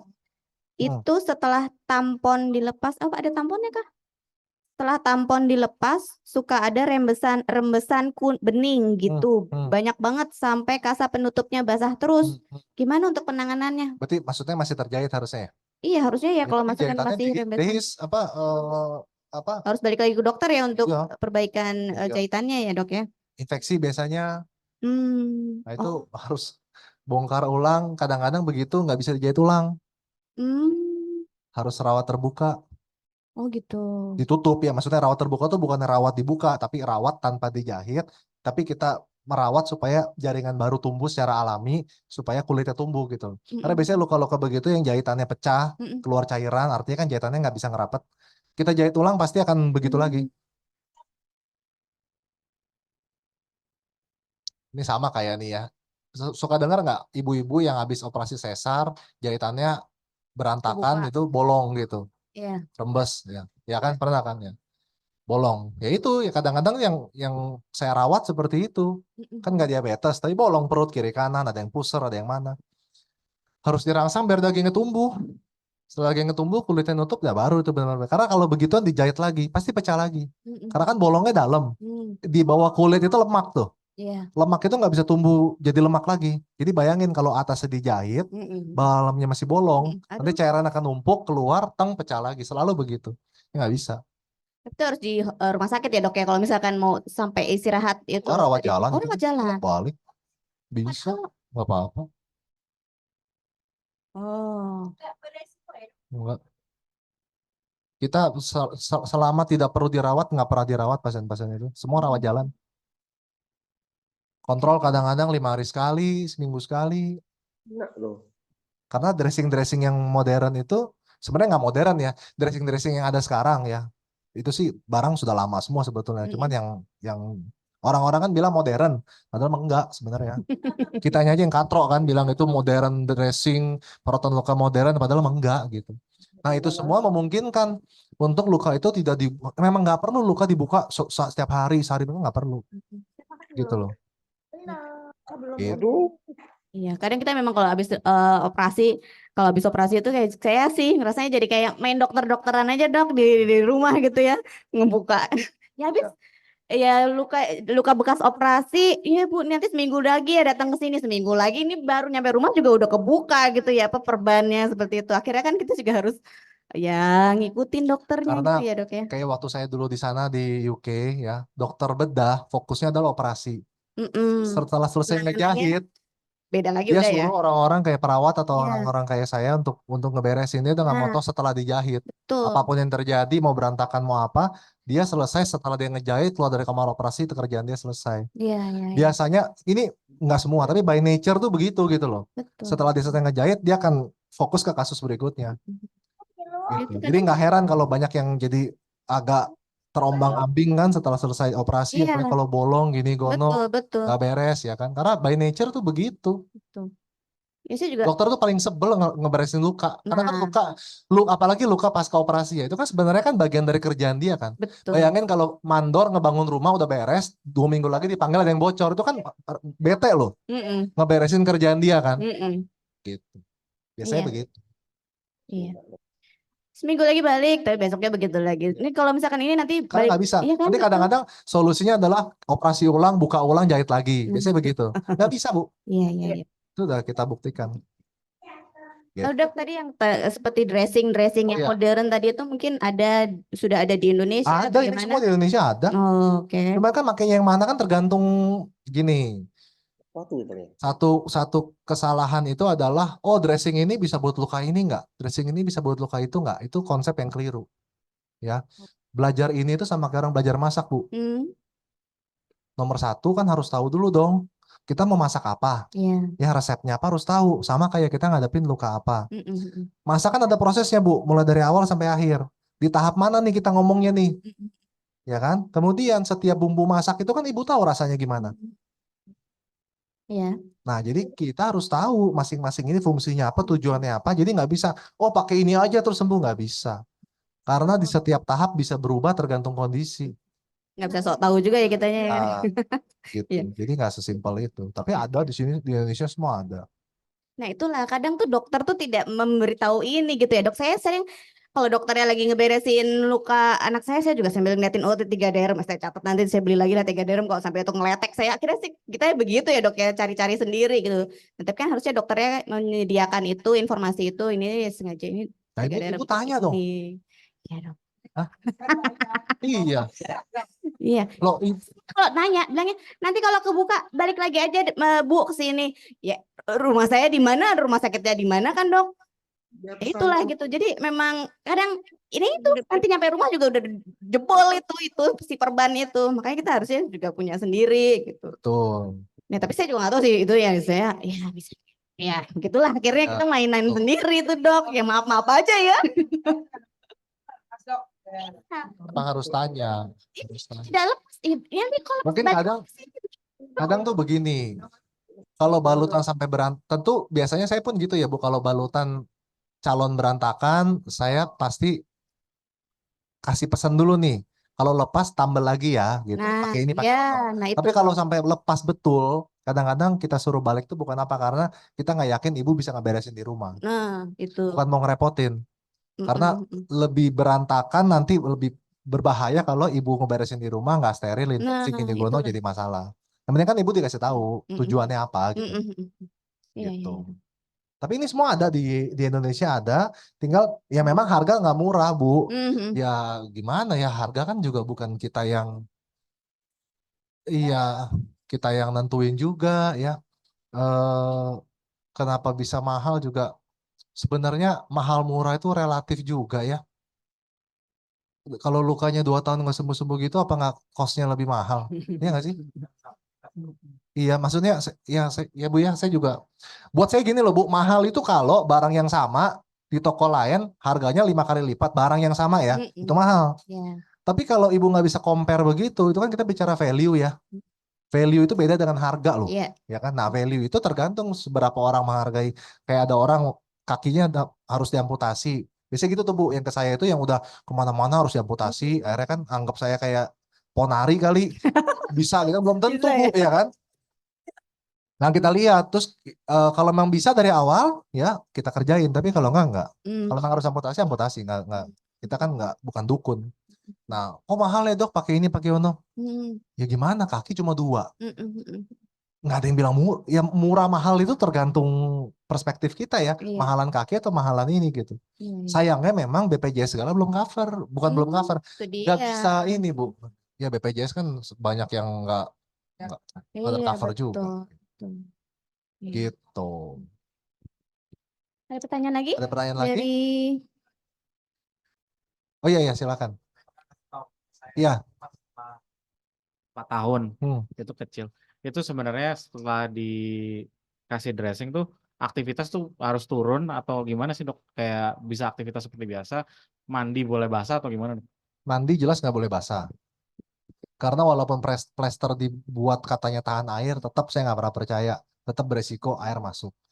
Kalau ada luka di daerah-daerah situ kayak Adit begitu, berarti memang mau nggak mau aktivitasnya harus di-tone down dulu. Karena tekanan yang mungkin di di kondisi kulit normal nggak apa-apa, karena lagi ada luka gini mungkin bisa berimpact ke healingnya. Jadi saya tuh lebih suka kalau lagi ada luka gitu ya, kita over worry gitu loh Bu. Karena kan kita mau cepat sembuh kan. Jadi kalau bisa jangan duduk ya saya suruh. Supaya cepat sembuh. Karena kan kita nggak tahu nih apa yang bisa bikin penyembuhannya bermasalah, benar nggak? Iya. Kita list down semua, kalau bisa kita kerjain semua gitu loh. Jangan duduk, jangan kena air, jangan basah segala macam. Oh, jangan kena air ya. Iya. Gitu. Supaya cepat sembuh. Nah, itu yang bikin makanya dia ya keringetan segala macam gitu. Gitu. Kalau yang bantal dekubitus itu ngaruh nggak sih dok? Bantal donat. Bantal yang itu, yang kayak kasur Palembang itu. Sebetulnya secara untuk tahap tertentu ngaruh ya, tapi tidak menggantikan miring-miring dan nggak menggantikan pressure release, jadi bangun gitu, nggak menggantikan itu. Nah ini ada yang baru tuh sebetulnya, jadi matrasnya tuh teknologi baru, dia tuh bisa menganalisa juga perfusi atau aliran darah di bawah kulit, sama tekanannya itu kan kalau yang bantal yang begitu kan ganti-gantian doang tuh, ya kan? Kalau ini nggak, bener-bener pulsatil, jadi kenceng, keras, semua rata ganti-gantiannya dari Swedia. Di Indonesia Mahal belum banget, ada. mahal banget. Mahal itu mahal. Jadi kayaknya kalau mau gampang miring-miring aja. Iya. Miring-miring, pressure-nya dirilis, ya kan, berdiri, ya kan, duduk lagi gitu. Gitu. Oke. Ada lagi? Jadi intinya jangan sampai luka. Intinya itu, jangan sampai luka. Iya. Mulai umur berapa sih Kak? Mulai ada dekubitus. Saya jadi ya khawatir. Oh, SMA. Hah? SMP. Oh, Mbak Ayu juga ya? Nah, kan pada Mbak Ayu kan ini ya, mobile ya. Oh.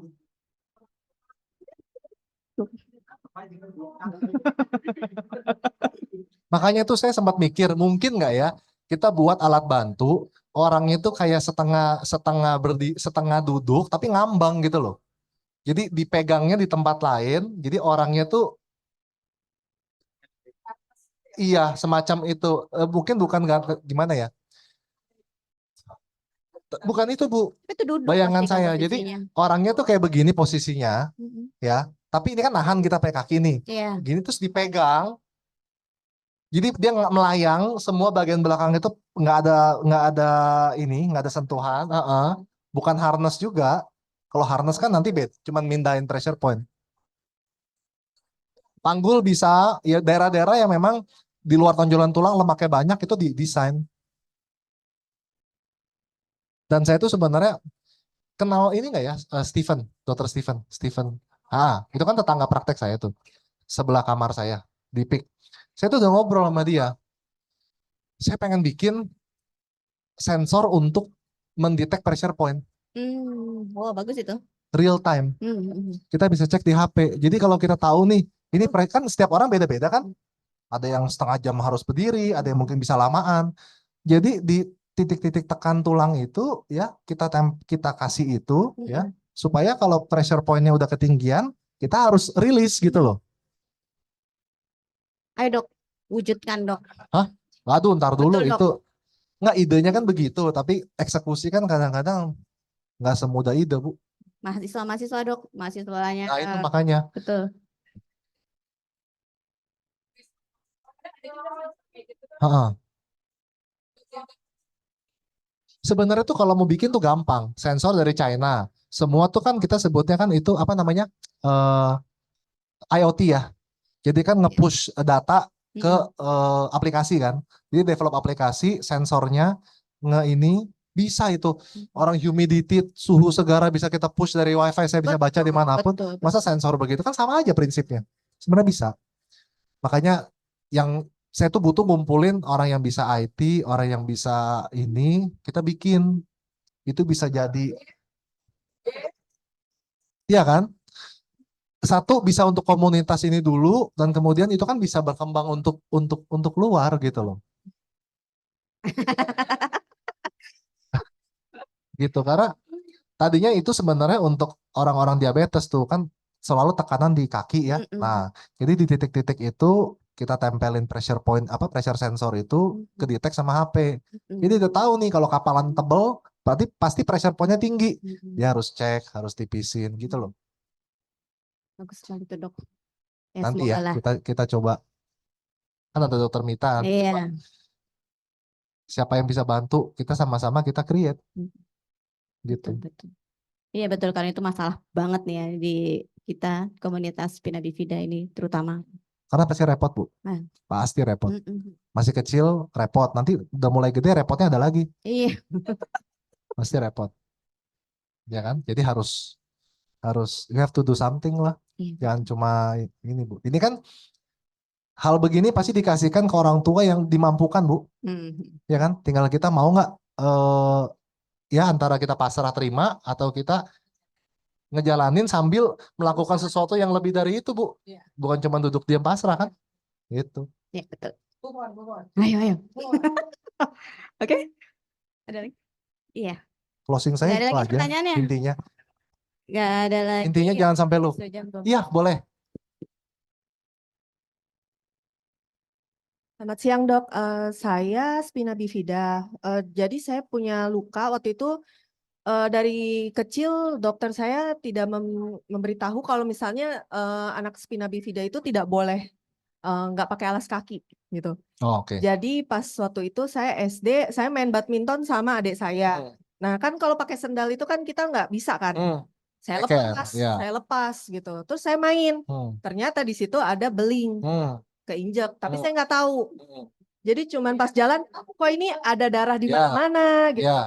Terus ketahuannya baru ini kelenjar di paha bengkak sakit gitu kan. Nah pas dilihat, wah kok putih gitu loh tumitnya. Bawa ke dokter. Nah akhirnya dioperasi, diambil itu tumitnya. Tapi tadinya cuman di jaringan kulit di bawahnya aja gitu.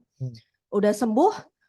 Saya bawa jalan lagi kan udah boleh jalan gitu. Udah boleh jalan kok lama-lama nggak sampai 2 hari itu ada gumpalan darah lagi dok. Udah gitu terus. Jadi sembuh jalanin gumpal lagi gumpal. Sampai 13 tahun. Sampai saya kuliah tuh saya masih pakai tongkat. Nggak boleh nginjek gitu. Karena itu lukanya gitu terus. Operasi lagi akhirnya sampai second opinion ke Singapura. Terus ditanya di sini udah sempat di rongsen nggak selama ini perawatan? Enggak gitu. Jadi di rongsen di sana ternyata di tulang tumitnya itu udah ada kayak menghitam gitu dok. Nah terus akhirnya kata dokternya ini pertama harus ditangani dulu Spina Bifidanya karena kan terakhir cuman ambil lemak doang. Tapi sarafnya itu nggak diapa-apain gitu. Ya udah, jadi saya operasi Spina Bifida dulu. Udah selesai, baru saya tanganin yang tumit itu.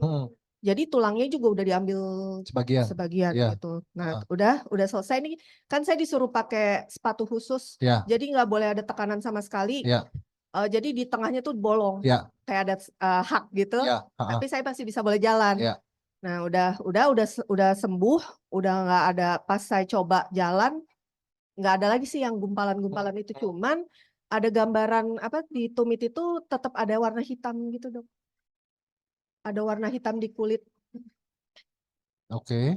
Nah udah sih, cuman kapalan gitu dok. Oh iya kapalan kan ya. Kapalan. Nah di antara kapalan itu kan dikelilingin kapalan, nah di situnya ada warna hitam dikit. Itu berarti hematom. Itu gimana dok? Bahaya nggak sih, Dok? Ya, kapalannya dibersihin, ditipisin.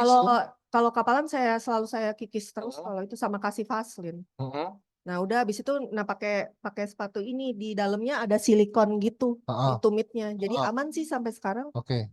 Cuman yang saya khawatirin warna hitam yang di kulitnya itu kan masih ada terus ya. Tepat di bekas luka dulu. Bisa dibuang nggak? Nggak tahu. Ya harus di ini karena bisa macam-macam, bisa apa? Paling sering pendarahan di bawah kulit, bisa melebar Wajah. nggak, meluas nggak. Wajah. Tanjung Priuk. Tapi luka di tumit emang paling PR. Luka di tumit itu paling nggak gampang, mau orang muda orang tua, tapi bisa sembuh. Kan infeksi, Dok. Terus sempet dia bikin tunnel si itunya nggak tahu bakterinya Ke Achilles ke ke belakang. mata Tendon. kaki. Oh, mata kaki, ya. Kayak gitu. Ya sering tuh begitu. Ya intinya kembali lagi, jangan sampai luka. Ya itu nomor 1. Terus ingat bahwa kita harus pakai mata untuk menggantikan fungsi saraf kita yang sudah tidak maksimal gitu. Harus rajin cek, jangan nyepelein. Karena sekali udah luka, kecolongan, ke belakangnya tuh panjang urusannya gitu. Gitu. Kalau udah ada pecah-pecahan tuh udah ribut deh pokoknya. Iya. Saya naik kursi roda nggak mau jalan. Iya, lebih mending begitu. Iya, betul.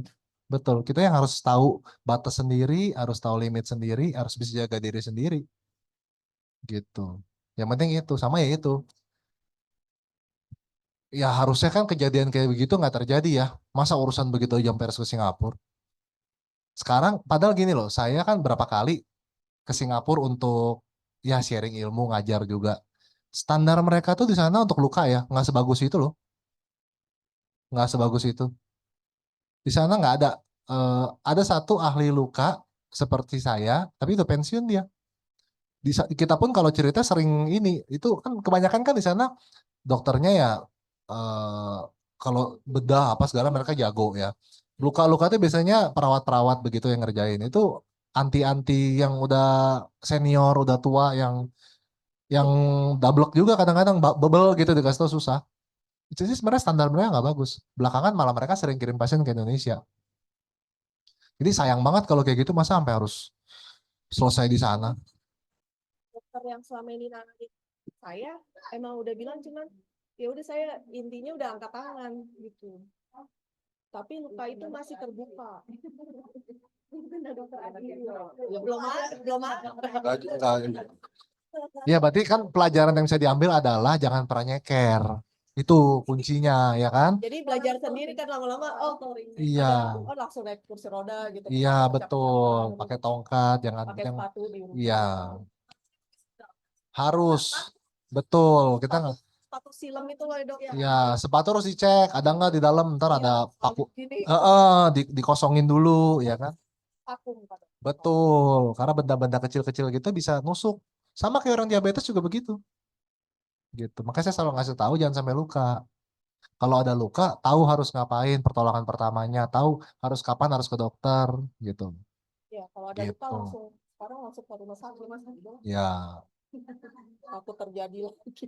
gitu. Udah apa namanya udah trauma. Betul. Gitu.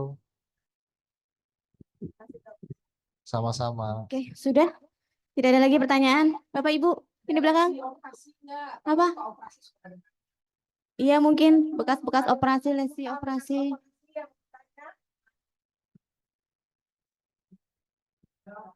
Tidak ada. Oh iya, silakan Iya, Pak. Mas, silakan. Maju Pak, tapi maaf Pak. Ini mic-nya nggak?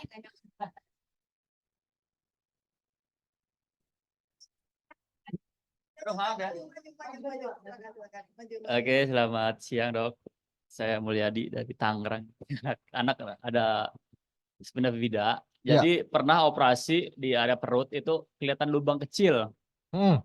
Nah, itu kan rembes tuh kita udah berapa hari pulang dari rumah sakit itu ada lubang kecil rembes, ada keluar darah sedikit. Kita bawa ke rumah sakit terdekat, itu malah bingung dokternya. Iya. Ini mau diapain kata dia. Jadi disuruh lagi ke rumah sakit yang operasi sebelumnya. Jadi apakah operasi kalau ada luka seperti itu emang itu nggak bisa di rumah sakit yang tidak operasinya? Apa harus ke Itu balik lagi begitu gitu? nggak heran Pak. Nih satu objin top banget di Jakarta. Operasi jahit sesar bolong perutnya. Bingung dia. Iya. Nggak heran saya. Makanya itu ya Bu ya. Saya tuh dari semangat sampai sekarang bodo amat. Nggak, bukan. Nggak artinya bodo amat itu saya udah nggak mau mikir yang gede-gede.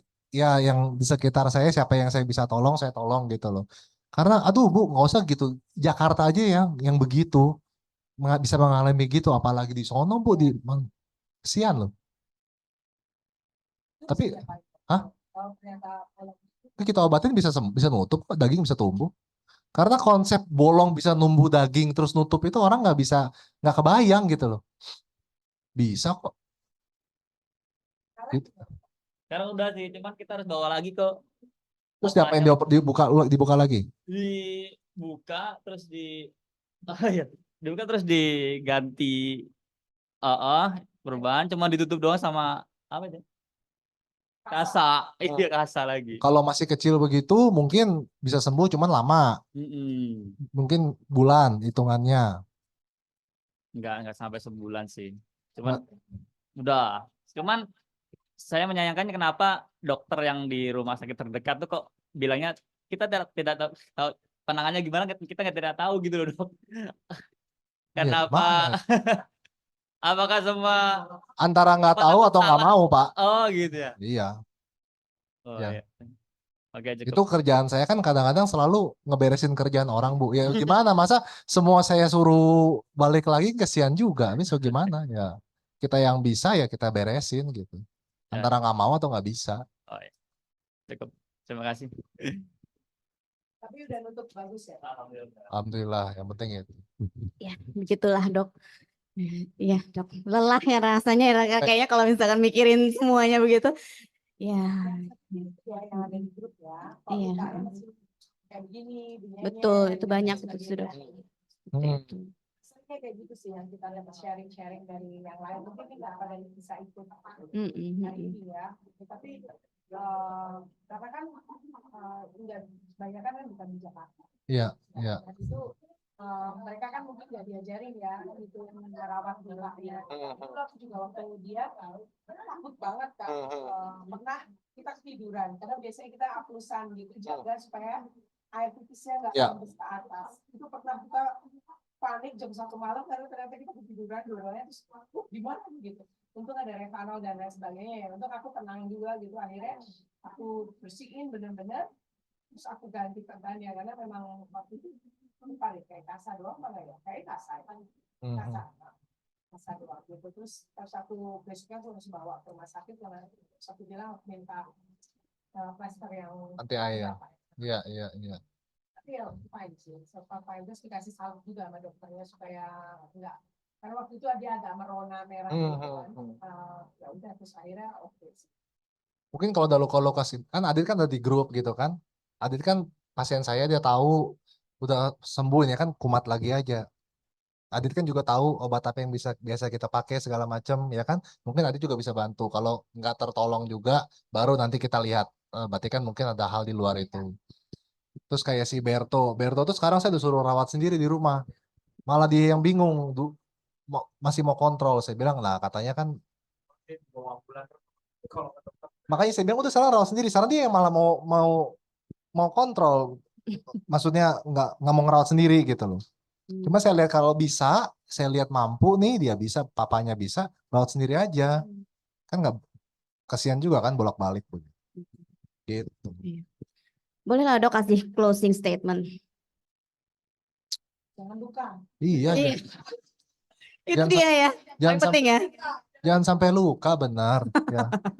Harus tahu apa kelemahan kita apa. Ini kan masalah kita harus rajin ngecek, rajin ngeliat ya. Jangan males. Sama itu mungkin ada nggak sih program khusus untuk benar-benar fokus untuk menguatkan otot tubuh bagian atas gitu loh. Fisioterapi ya. Iya, latihannya ke situ supaya anak tuh bisa mandiri, kita bisa mandiri, ya bisa bangun angkat badan sendiri gitu loh. Ya kan? Itu penting loh. Betul. Karena kan kalau masalah duduk kan ya bangun aja pegangan gitu loh. Mm-mm. Ya kan pegangan sebentar baru duduk lagi Mm-mm. gitu.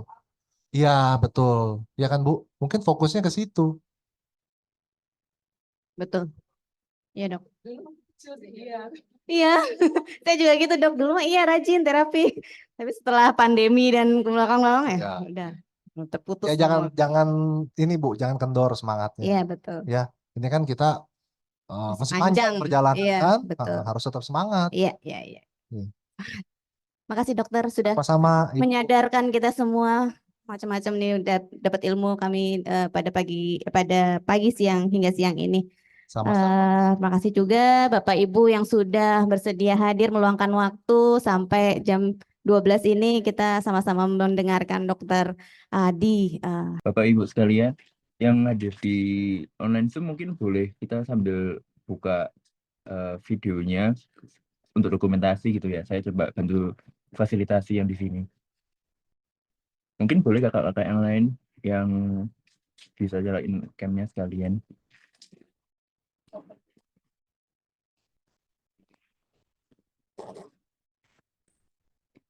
Oke, saya coba hitung ya.